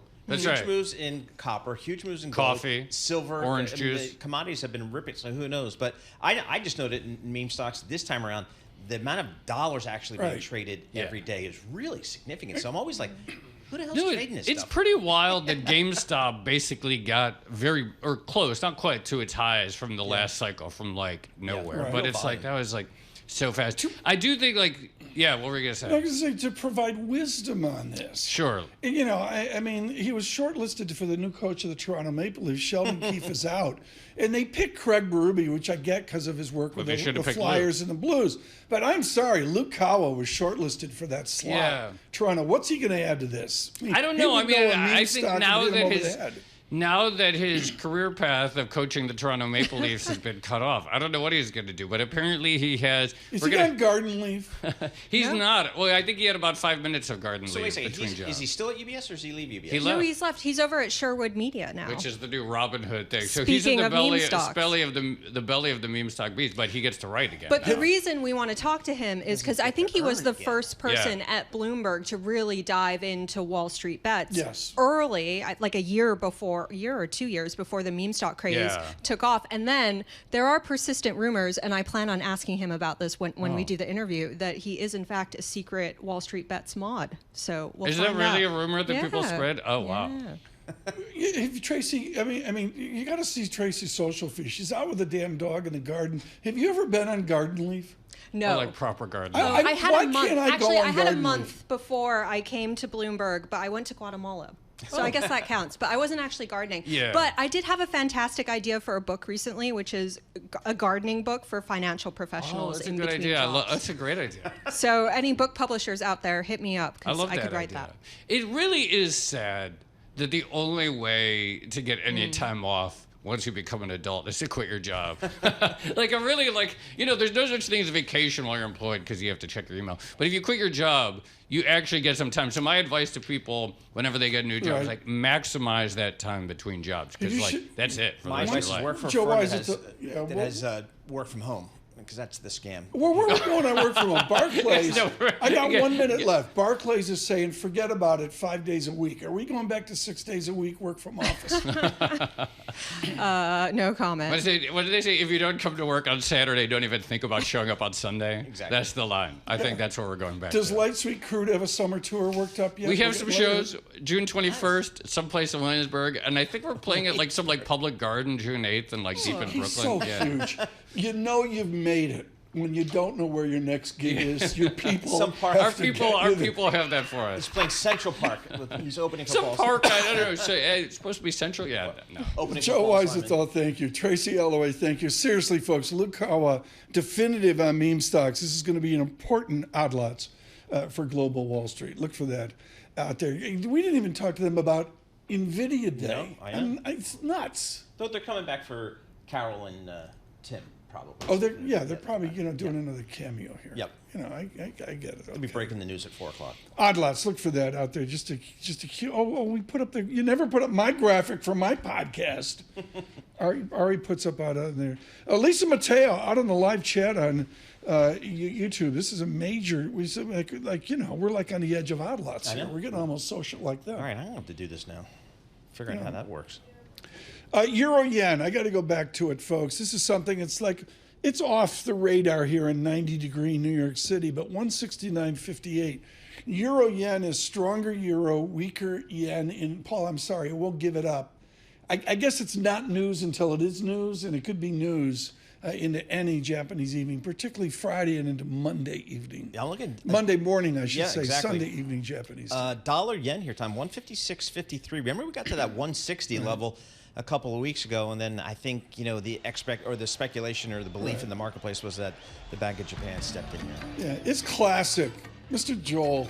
I mean, it's about everybody that's, we didn't start the fire. Good morning. Stay with us.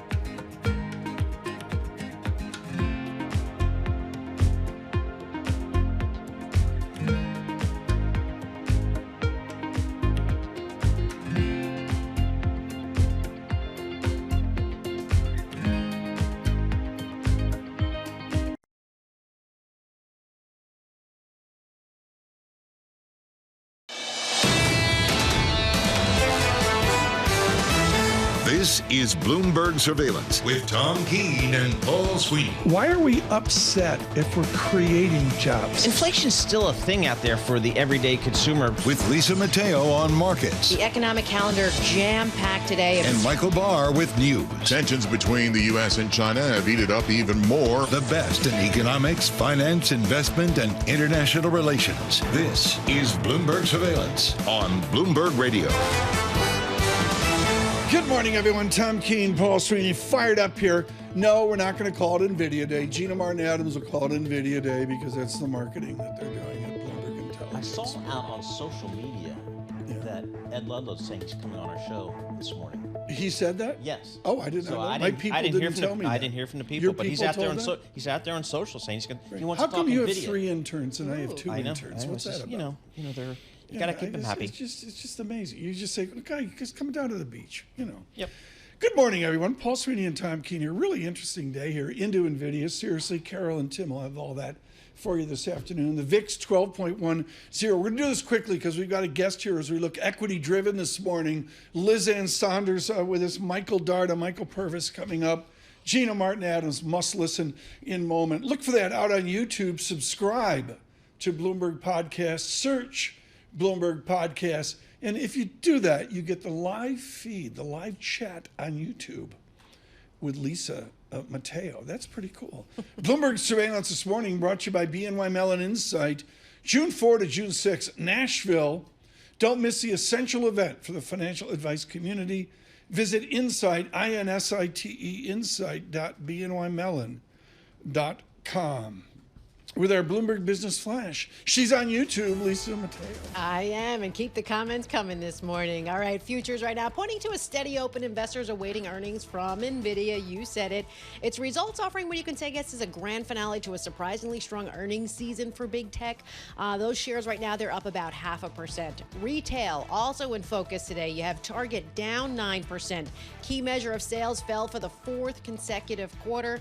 Then you have Williams-Sonoma, some better news there, up 8%. Reported adjusted operating margin for the first quarter that beat estimates. You have TJX up 1%, boosted its earnings per share forecast for the full year. Urban Outfitters, they're up 3%. They reported first quarter net sales that beat estimates. As far as the bond market, the 2-year yield at 4.86%. That's up 3 basis points. The 10-year yield at 4.45%, and that's up 3 basis points. That is your Bloomberg Business Flash. Tom and Paul. Lisa, thanks so much. Gina Martin Adams joins, driving all of our equity coverage in fundamentals, technicals, and economics at Bloomberg Intelligence. Okay, Gina, I'm looking at SPX. Michael Darda is talking about FOMO frenzy and all this. I mean, I'm up 700% whatever since 2009, 14% per year on SPX since, the horrific 2009 moment. And what I see more short term, back to November of last year, the October lift that we had, is it in a fancy technical setup like ADX DMI? It's clear this is not about the buyers. It's asymmetric. There's no sellers out there. Yeah. Why are there no sellers out there? It's clear as a bell. Yeah, this is a really great point, and I think one that is incredibly important is you get to a point where everyone has already sold, and then it only takes an incremental buyer or it takes continuous takeout of shares from companies in the form of buybacks. It's just simple supply and demand, which results in acceleration in share price. And I think we actually got there really all the way back in October 2022. It was confirmed again with the sell-off in October 2023, where it just wiped out everyone's confidence. We had the worst confidence scores in our market pulse index, which is something that we use for sentiment. This last October? October 2022. October 2022, so, right. And it was worse in October 2022 than it was in the depths of the pandemic, as bad as it was in the great financial crisis. Right. And I do think that sentiment is what forms bottoms. Sentiment is always formed when the last seller has left the building. Those bottoms form. And they form on a spike. They take everyone by surprise. And you felt it. You feel it in the market. You see it in low vol performance. You see it in the characteristics of this market with the concentrated gains in just a few names as well. People are not getting back into stocks and And Paul, what's so important in this discussion is every grizzled technical pro knows it's asymmetric. It's not just buy, hold, the financial media shtick. It's you got to look at the buyers separate from the sellers And right now, Wells Wilder's ADX DMI is telling me the sellers have walked away. They're on strike. They're looking at Lisa on YouTube. It's Alex Steele. She says, "Hey, stocks want to go higher," and they're going to go higher. Yeah. And I said, "You're probably Fair. right." Exactly. Gina, how about the earnings? Do we have enough earnings momentum in this market to support this market? Yeah. So it depends on where you are in the world. Okay. I want to characterize for that. We do in the U.S. In the U.S. market, the earnings season was frankly quite phenomenal. I mean, much, much better than analysts were anticipating. And analysts are even now getting on board to the fundamental recovery. So from a U.S. perspective, we are seeing broadening of gains. We're seeing, greater distribution of earnings growth across the index. Analysts are even sort of finally capitulating to the recovery process, at least in fits and starts. And for the U.S. bellwethers that we follow, we're looking at 20% growth in the first quarter. So really extraordinary growth. Where we still see some pockets of weakness is really outside of the U.S. And I think that this is going to be a really big story for the rest of this year is developed markets beat expectations very consistently, with the exception of Japan. Developed markets outside the U.S. also beat expectations, but their growth is still contracting, at least from our bellwethers work, where we look at the biggest stocks across markets. That is expected to clear over the course of 2024. By the end of 2024, those developed markets should be posting growth. Will we get that or not is a critical question. Emerging markets were also very, very weak in the first quarter. Some of this certainly reflects China, but some of it is maybe analysts were a little too optimistic on emerging markets, which sets up a really interesting contrast with the U.S. story where analysts are too pessimistic. Emerging markets are expected to really show some very strong growth over the rest of this year. Will they ultimately surpass growth in the U.S. is a huge question mark. They're expected to match U.S. growth for the rest of 2024. That puts a big onus on China and some of the rest of the emerging markets to really satisfy those expectations.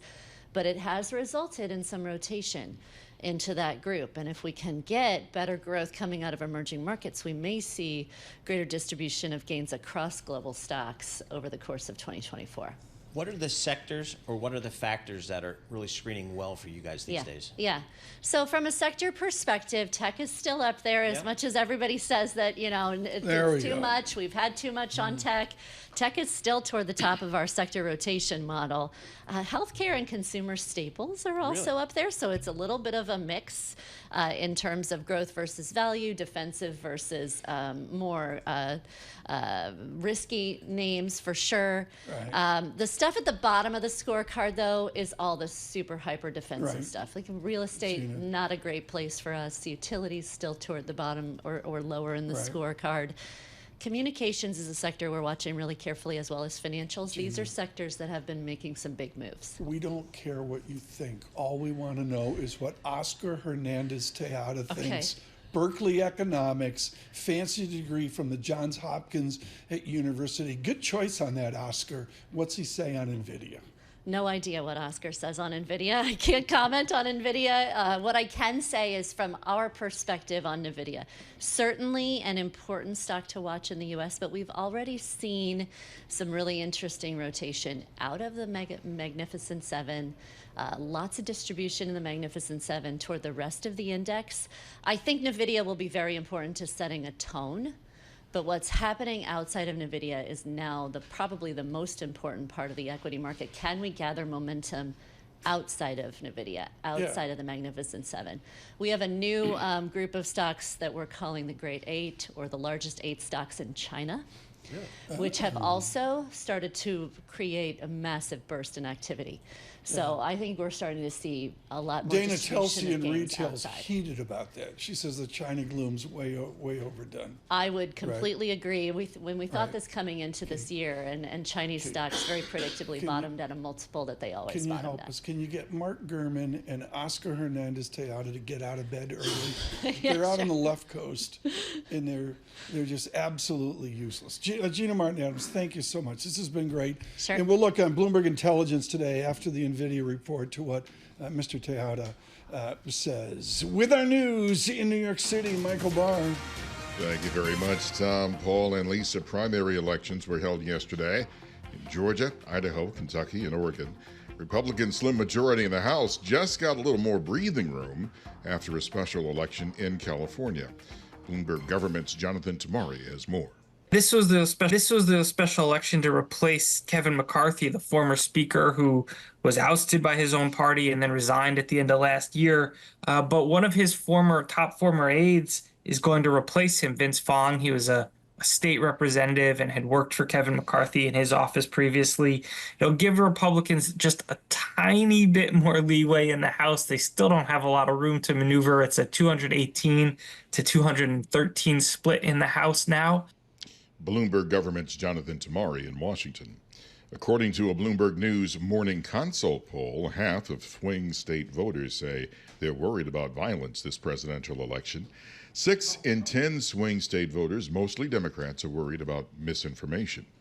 Norway, Spain, and Ireland have announced that they are recognizing a Palestinian state. Ireland's Prime Minister Simon Harris announced the move in a press conference today. Last month I stood on these same steps with Prime Minister Sanchez of Spain, and we said that the point of recognizing the state of Palestine was coming closer. That point has now arrived. Israel's foreign minister recalled ambassadors from Norway and Ireland and said the recognition makes a ceasefire between Israel and Hamas less likely. Lawyers in former President Trump's classified documents case are due in court today for the first time since the judge indefinitely postponed the trial earlier this month. U.S. District Judge Eileen Cannon will hear arguments on a Trump request to dismiss the indictment. Global news 24 hours a day and whenever you want it with Bloomberg News Now. I'm Michael Barr. This is Bloomberg. Tom, Paul, Lisa. By popular acclaim and demand by Paul Sweeney.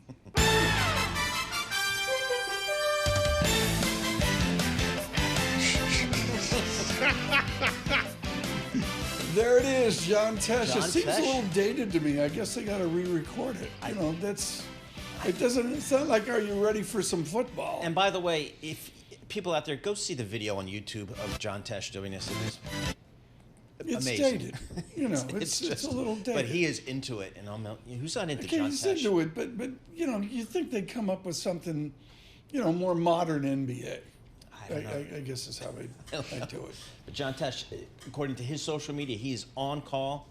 The For orchestra NBC is to on take call. NBA from TNT. Yep, he'd be ready to go. But NBC, for its part, says, us asking John Tesh to re-record this has nothing to do with our potential to get the NBA rights. Yeah, we're gonna have to see. Good morning, Ed Ludlow. I hope you're up with Mr. Tejada of Bloomberg Intelligence, Mark Gurman. The West Coast gets up a little later. We'll see if we. No problem. We'll see if we get him in here as well. My son just moved to LA for his job, which is with a big financial institution, and Very I told cool. him very cool. that you're going to be on New York hours, dude. So good luck with that. It's a chore. It's like it's different than what we do, like the 4 a.m. thing. I know hundreds of people that work on the West Coast in financial service, and not one has said they ever got used to the hours. Yeah, you never get used to it. There's no question about that. Good morning to PIMCO. They've been very helpful. Tony Crescenzi in with us last week was great as well. Futures they deteriorate, -9. Dow futures -88. We're making jokes about it, but seriously, this Nvidia announcement this afternoon has captured the imagination of so many. Really looking forward to a conversation on Nvidia. The VIX 12.05. From New York City on YouTube with Lisa Mateo, Bloomberg's Surveillance.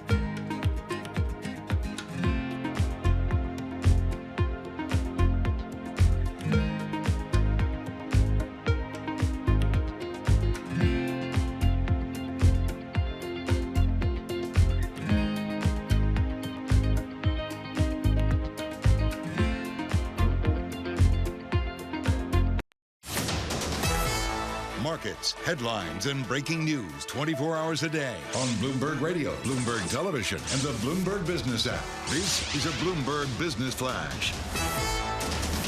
From the Bloomberg Interactive Broker Studio, I'm Lisa Mateo. Dow futures down 0.2% at 39,918. S&P futures down 0.1% at 5,366. And we have NASDAQ futures little changed at 18,799. To the bond market, the 2-year yield 4.86%, up 3 basis points. The yield on the 10-year 4.45%, up 3 basis points. To commodities, spot gold lower 2,410 an ounce. We have Brent crude, $81 a barrel. WTI crude, $77 a barrel. Some tough news for Tesla, down more than 1%. It got off to a sluggish start for the second quarter in Europe, where Elon Musk was expecting a much better showing than the first few months of the year.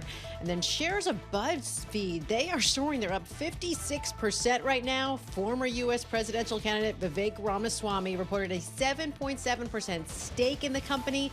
And finally, Axios reporting presidential candidate Robert Kennedy Jr. just bought $24,000 worth of GameStop shares.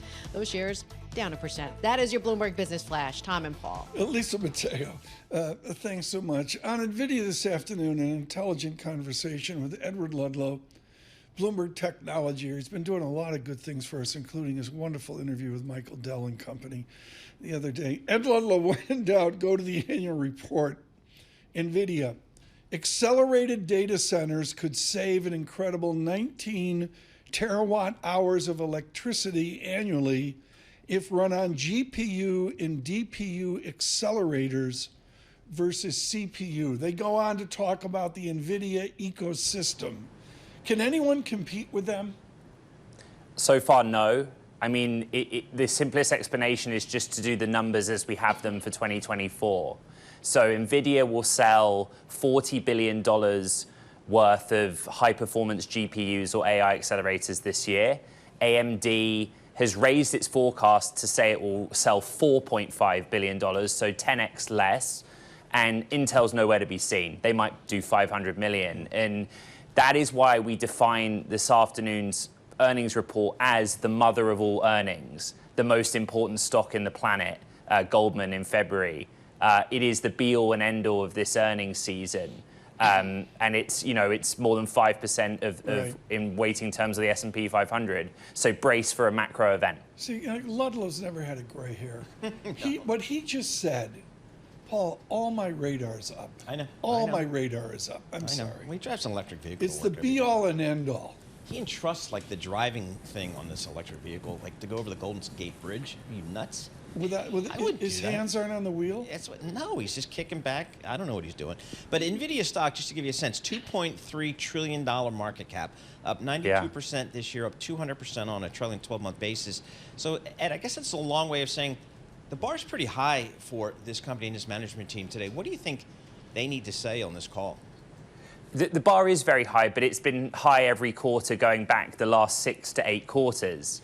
I think that the big question is there a market beyond the status quo, which is Nvidia sells its AI accelerators to a very small group of companies, which is the hyperscalers, Amazon AWS, Microsoft Azure, and Google Cloud Platform, and some of the bigger tech companies like Meta.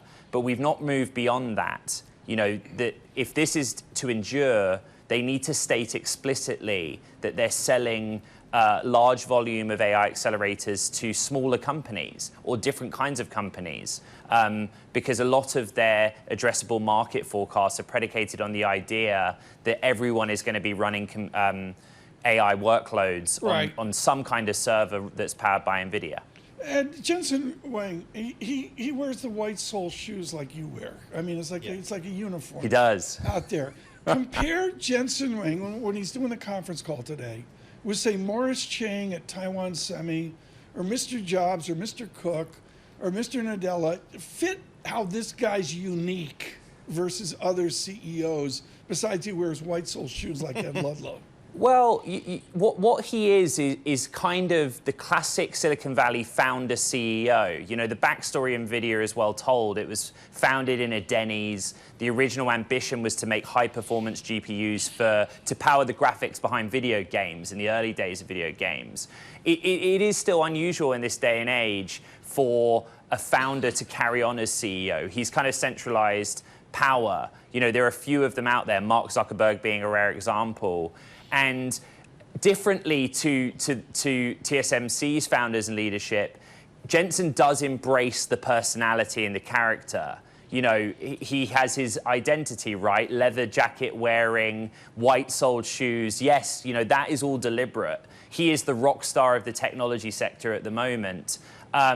And what he's very good at, much like Elon Musk, is keeping you looking to the horizon, saying things are amazing right now, but in the future they'll be even more amazing, and here's how we think that will happen. It's just classic Silicon Valley stuff. Difference between him and many others, he actually delivers on the top and bottom line every quarter.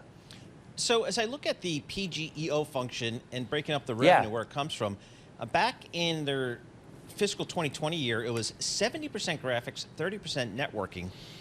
Now it's like the exact opposite. It's the compute and networking business. So this is really, this company's transformed itself into this AI play almost exclusively, haven't they? It really has. And I reflect back on Monday in the interview that I did with Michael Dell and Jensen Huang sat next to each other. What is a bit awkward between them is that NVIDIA right now sells products, high-performance GPUs and some of the other gear that goes into the servers, that goes into data centers. And it needs Dell to package that up. It needs Dell to help sell in areas that they don't have sales experience. But the question is, they won't need them forever. You know, NVIDIA wants to become a systems vendor and do it all itself, and including the software that powers those data centers. And I think the consensus is that they're getting much closer to that vision. And so not only is the data center business the sort of mainstay, but they're going to even boost margins even further by doing other stuff. Ed Ludlow, your focus on Microsoft Copilot plus PCs. Yeah. You're kidding me. They're going to compete with Apple? Yeah, I'm really interested in this because there are all these PCs came out this week. I count like maybe a couple dozen models. Some of them are very expensive. Like $2,000, $3,000. Like, who's paying $3,000 for a laptop? But some of them are more affordable, $1,000. I don't know the answer yet. I keep asking the question to executives, like, do we need AI PCs and what do they actually do? What do they do? So what I'll tell you is that, well, what I'll do is this, Tom. I'm going to go away for a few weeks and I'm going to play with many AI PCs and I'll report back. But the basic idea is that it's a PC that when you open ChatGPT on it or another chatbot, it doesn't crash. In other words, the semiconductor makers have designed chips that can go in at a reasonable price point and allow you to do things on your laptop. And the idea is that it makes you more efficient and productive. Is he talking to Scarlett next week? Maybe. I think Ludlow is. I mean, he's huge. He's like a player out there. Where are you on the litigation of Scarlett? She's going to go after open AI. I mean, copyright matters, Ed Ludlow.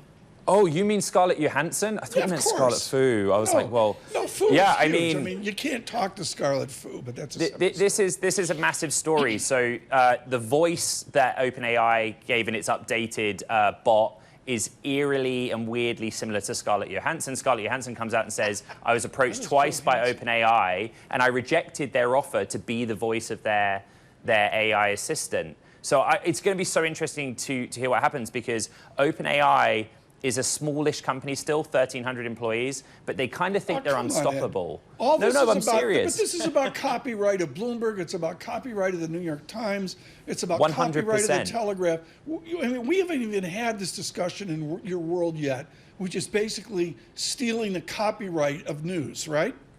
Yes, but in this case, specifically the identity of an individual where there's a paper trail, where, according to Scarlett Johansson, she was approached twice formally and rejected them. But whether they did it or not anyway, the courts maybe will decide. But it's an amazing circumstance to follow. Are you wearing your white-soled shoes right now, Ed?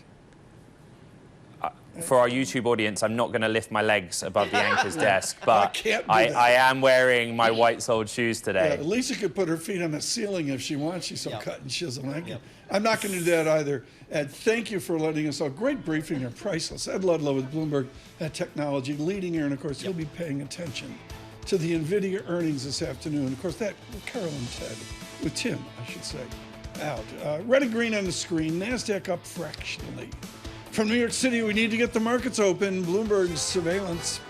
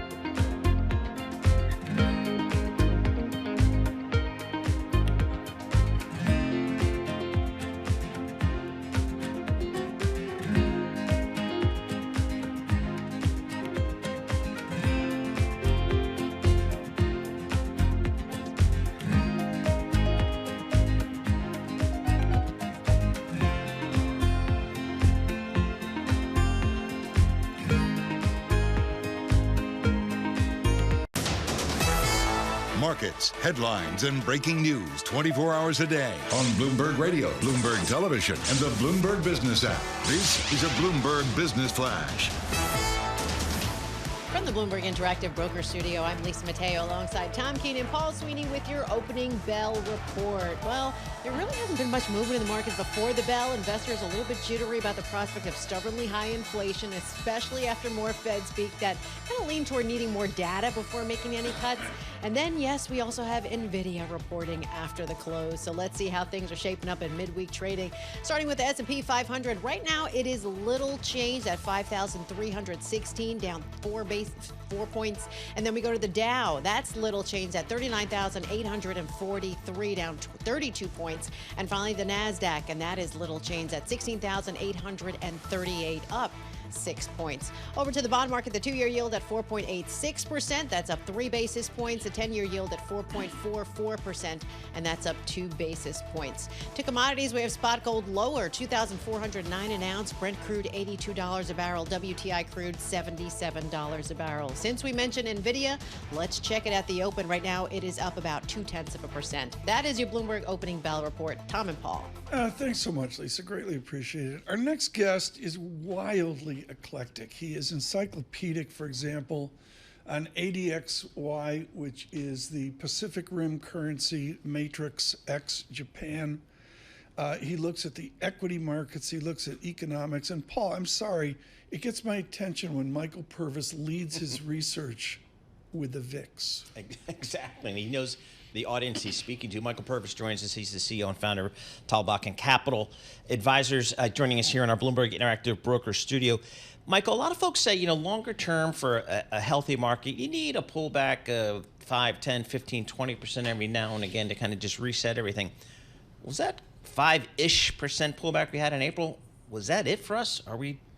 I was actually back then. I was expecting we might get a little bit more, maybe down to 4,800, but look, we have an extraordinarily strong risk-on setup, and that's from sort of the macro side. But from the company side, the corporate earnings have been really strong, not just with tech, and which is a core pillar of the equity complex. But if you look at the 11 industry groups within the S&P 500. 9 of them had higher margins in this quarter than they had in the prior quarter there, and those margins are in many cases at lifetime highs there. So everyone's expecting some sort of like, okay, with inflation margins are going to contract. Well, they didn't. Then you get lower inflation, then margins are going to contract, right? There's always a margin contraction story, but companies, you have to take your hat off to them because they've really been able to navigate this strange economic cycle really well and continue to generate strong earnings growth and keep that going there. So, the combination of those two factors combined with, I call it dual Goldilocks, where you have a Fed that did this dovish pivot in December. Now, it comes with a million footnotes, that pivot, but it is, and it's being walked back. But they're, look, right now, Paul, the hawking case is doing nothing, right? I mean, at the May meeting, Powell walled off optionality on the hiking side. When coming into that meeting, there was only one cut that was priced in 24, right? So basically, the dove case is any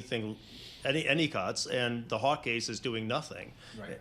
So, all right. So we were just talking about Target all morning, and Target just read headline crossing the Bloomberg terminal. Target shares sink 10%. In biggest drop since November 2022, so we'll keep an eye on that. Michael, Tom's been talking about this. Makes a ton of sense to me.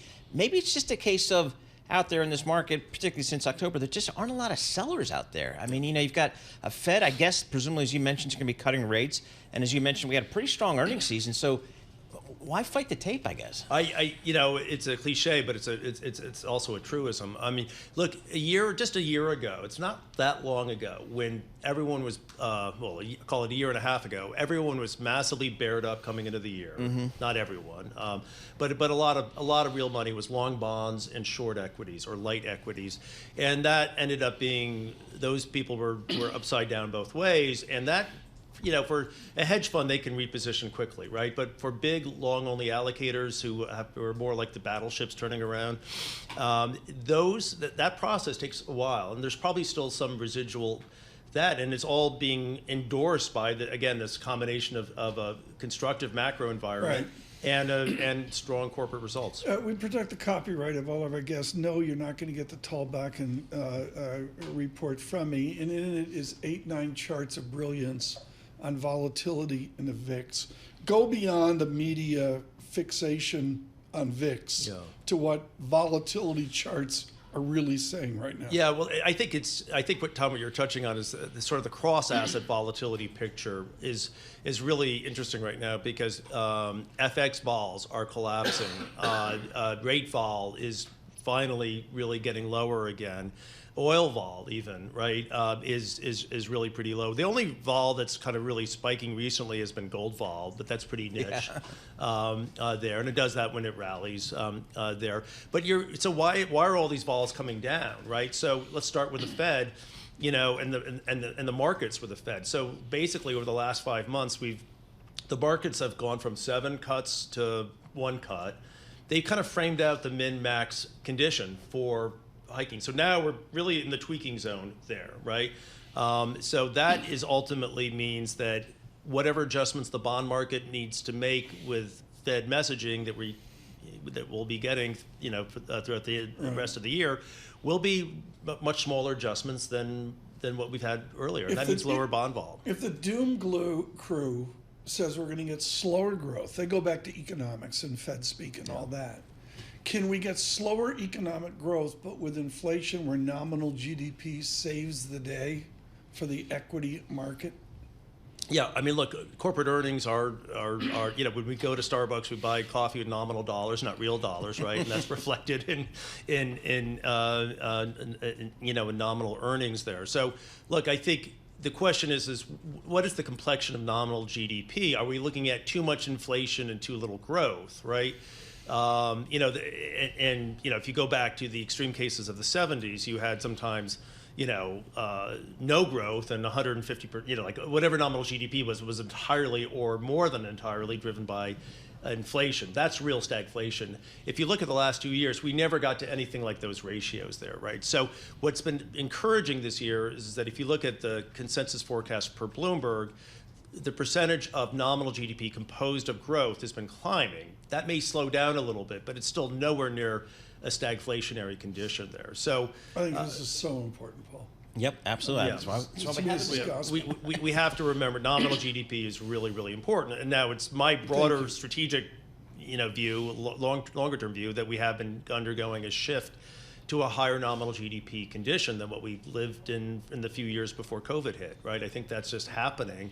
And there's a lot of implications there for markets, for rates, and so forth, right? But I think that's what's happening here, is that higher, stickier floor for inflation, but that also comes most likely with some growth. And we've seen growth and inflation surprise to the upside. What you just heard there with Michael Purvis, folks, is the arch debate here of the gloom crew just saying we're going to have slow economic growth, and people like Mr. Purvis pushing against it, to say the least.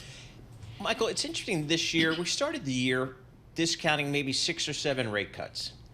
Now throughout the year, we've kind of tempered that down, now maybe 1 or 2 rate cuts. Despite that tempered rate cut environment, the S&P is up 11%. Sure. Yeah. How did that happen?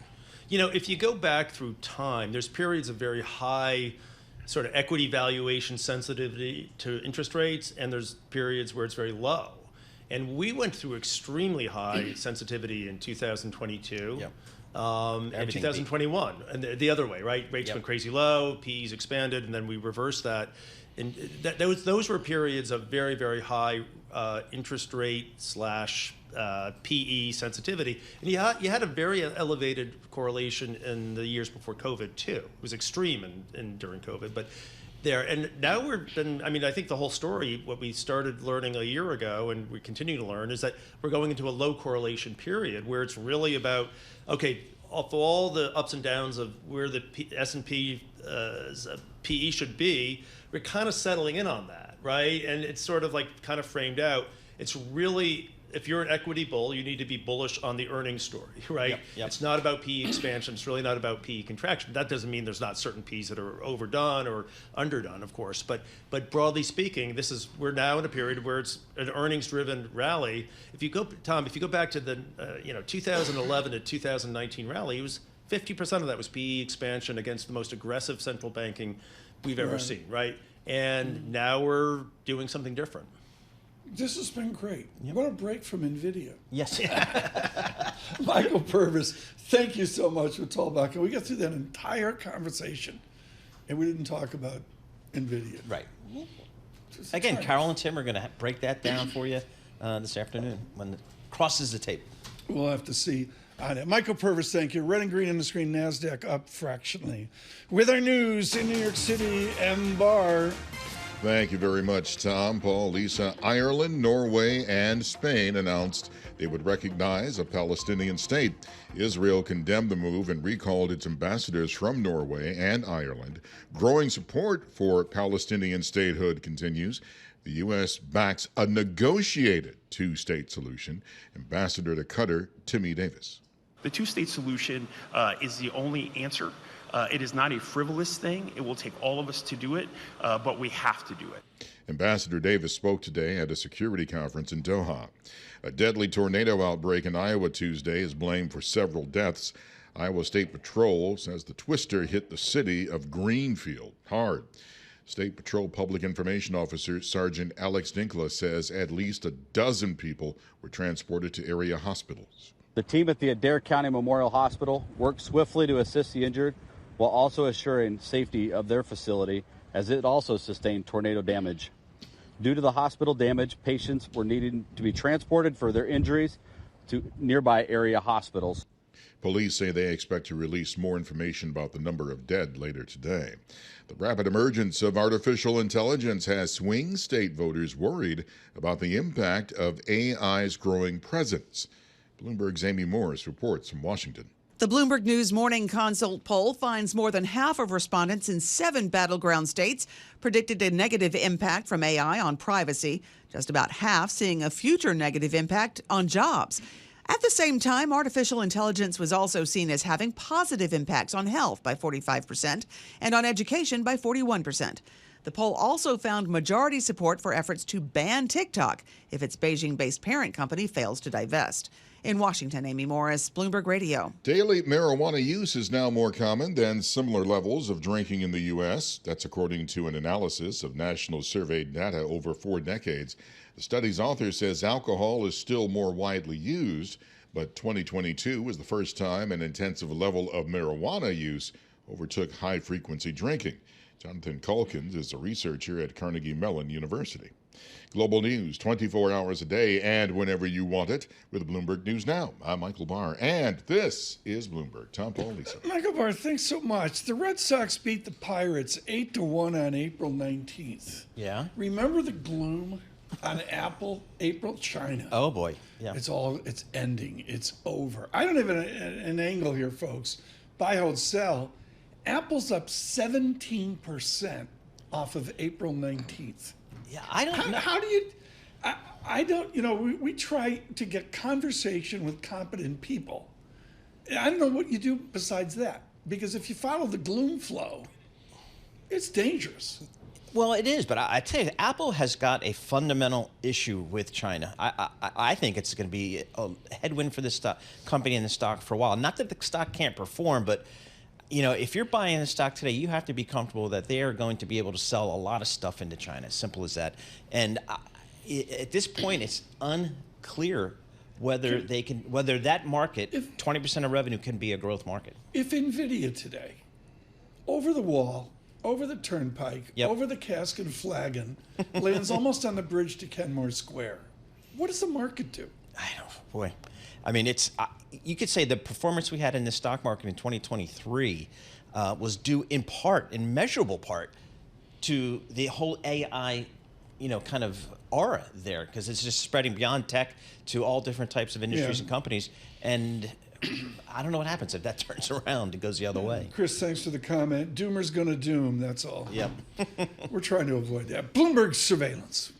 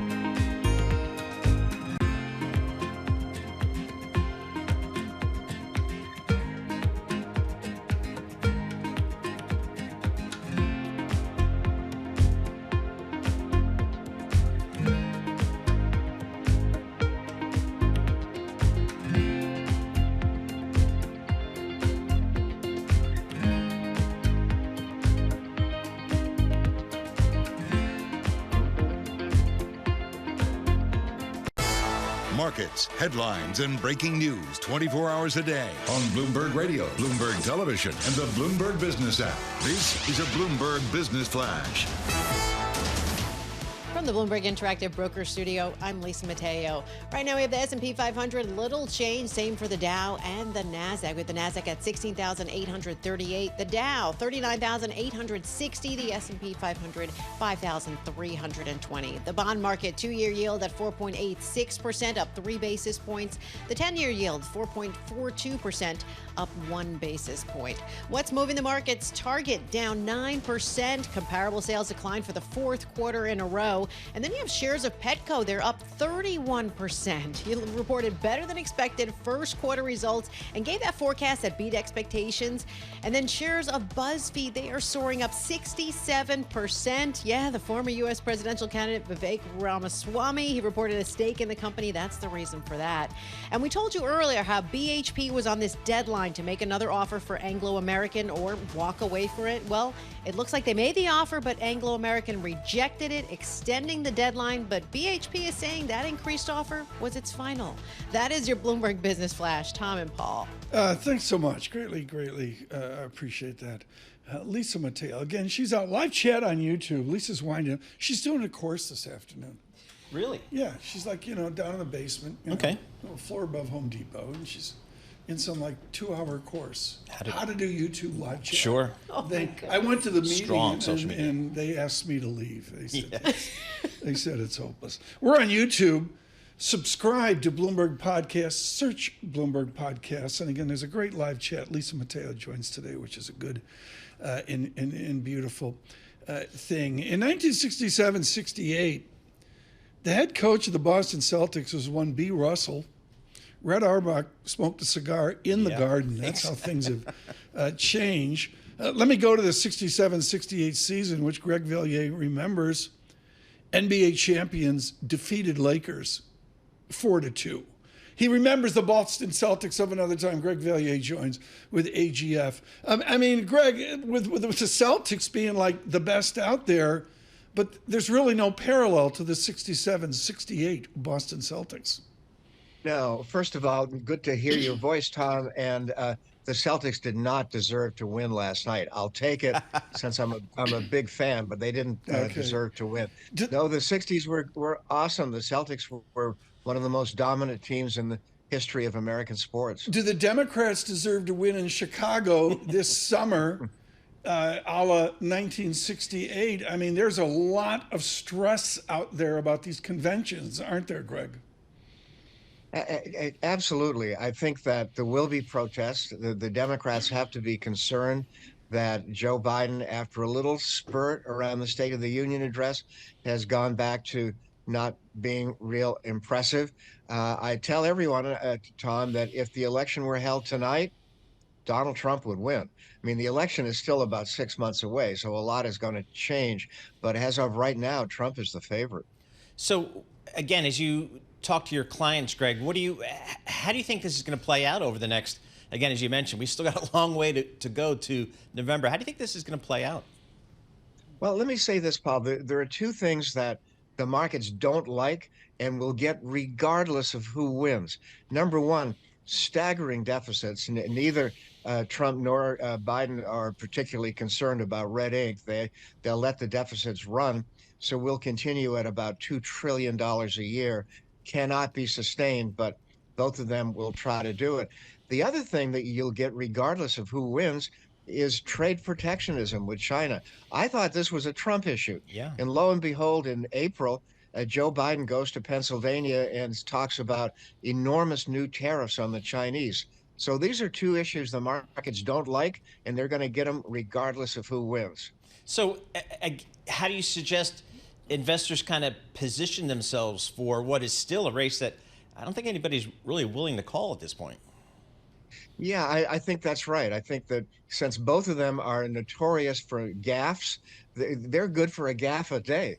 So it's hard. Yesterday, Trump said that he hadn't decided his policy on birth control, not abortion, birth control. I think we settled that maybe 50 years ago. Wow. So they're both good for gas. So you're right. It's hard for the markets to really to really make any kind of play. I think this is going to be an election of momentum. There's going to be 4, 5, 6, 7 momentum shifts that we can't accurately predict. Are there some issues that you think the candidates should be focused on, whether it's the border wall, whether it's the economy, whether it's geopolitics? It seems like there's a lot out there for these candidates to talk about. If Joe Biden loses, I think in the postmortem, you'll have to put immigration high on the list of things that the White House did not handle well. They didn't really get a plan until a few months ago. I think also if Trump should lose, it will maybe largely be abortion. Greg, what do the Democrats do with dinos, Democrats in name only? I mean, I'm fascinated by the classic Reagan run to the center. Biden comfortably wants to run to the center. All sorts of good writing, Ezra Klein and others this weekend, that he's shifted progressive. What are the Democrats in name only doing? Right now, not a lot. They took a look at Robert F. Kennedy Jr., and I think that over the next few weeks, Kennedy will fade. I don't see him as big a factor as many other analysts are saying. So there are a lot of Democrats who have not decided. It'll depend on how egregious the gaffes are in the next few months. But come on, at the end of October, I mean, this thing is, it's going to be Labor Day, the conventions, Cavalier is going to be on 8 days a week. And it's all great, Greg. But the bottom line is the third week of October, Republicans in name only and Democrats in name only, Agnew's silent majority, has to make a choice. Their choice is, are they going to show up at the voting booth? Are they? Probably if you're Hispanic, a young person, or African American, probably not in the numbers that Biden would like to see. I think, I hate to be cliched, Tom, but in the final analysis, it's the economy. Tell me what inflation is. If inflation is still in the high 2s, Biden is in real trouble. If the economy is looking better, well, maybe Biden's got a chance. But it all, as usual, it all boils down to the economy. Greg, you got an opinion on Nvidia? We're desperate. No, I don't. Sorry, can't help you on that. Thank you. The best interview of the day, Greg Millier, without an opinion on Nvidia with AGF, and just a legendary and important morning note as well. I got to, we're making jokes about it, but there I'm going to be. I mean, for whatever. Yep. Beverage of my choice in my hand. Sure. Kennel fee on my lap. Vet bill at my feet. Waiting for Nvidia, like everybody else. Right, and I'm going to go to Top Live on the Bloomberg terminal because they're going to break it down with some of the greatest voices in Bloomberg News who follow this company in this industry as well. So we'll see. But again, it's clearly given the stock's performance, up 90% this year, over 200% over the past 12 months. The market obviously has a very high bar for this company, and they've surpassed that bar for the last 3 to 4 quarters. And the question will be, can they do it again? Right. A man with a cell phone from 2007 joining us now, John Tucker. John, Nvidia, you're all over it, right? What do they do again? What do they do again? Yeah, absolutely. Yeah, sure. It's like it's Nvidia day. We're all in a holding pattern until after the regular close of market trading it's going to today. be interesting. I mean, I have an opinion, but I'm about as informed as What about the derivative plays? Not just Nvidia, that's so obvious, but the other chip makers are both trading well this year. Software plays. People will talk Microsoft and some other things, and if you talk to Alex Steele, she will bring in the energy angle because you need to power up all these data centers and all that kind of stuff and all the computers. And that's what the utilities are talking about. Utilities have had a nice run this year, in part on the AI play, believe it or not, Tom. Did you see that Amazon's going to charge you for a little extra for Alexa when Alexa embraces artificial intelligence? Right. Really? At least according to CNBC. There you go. John Tucker, thank you so much for this. Sometimes your kids give you people, new people to listen to in music. A couple years ago, they're like, listen to Ellie Goulding. I mean, she's like from London and very British poppy and all that. I liked it. Ellie Goulding, Burn. Ellie, good morning. Nvidia this afternoon.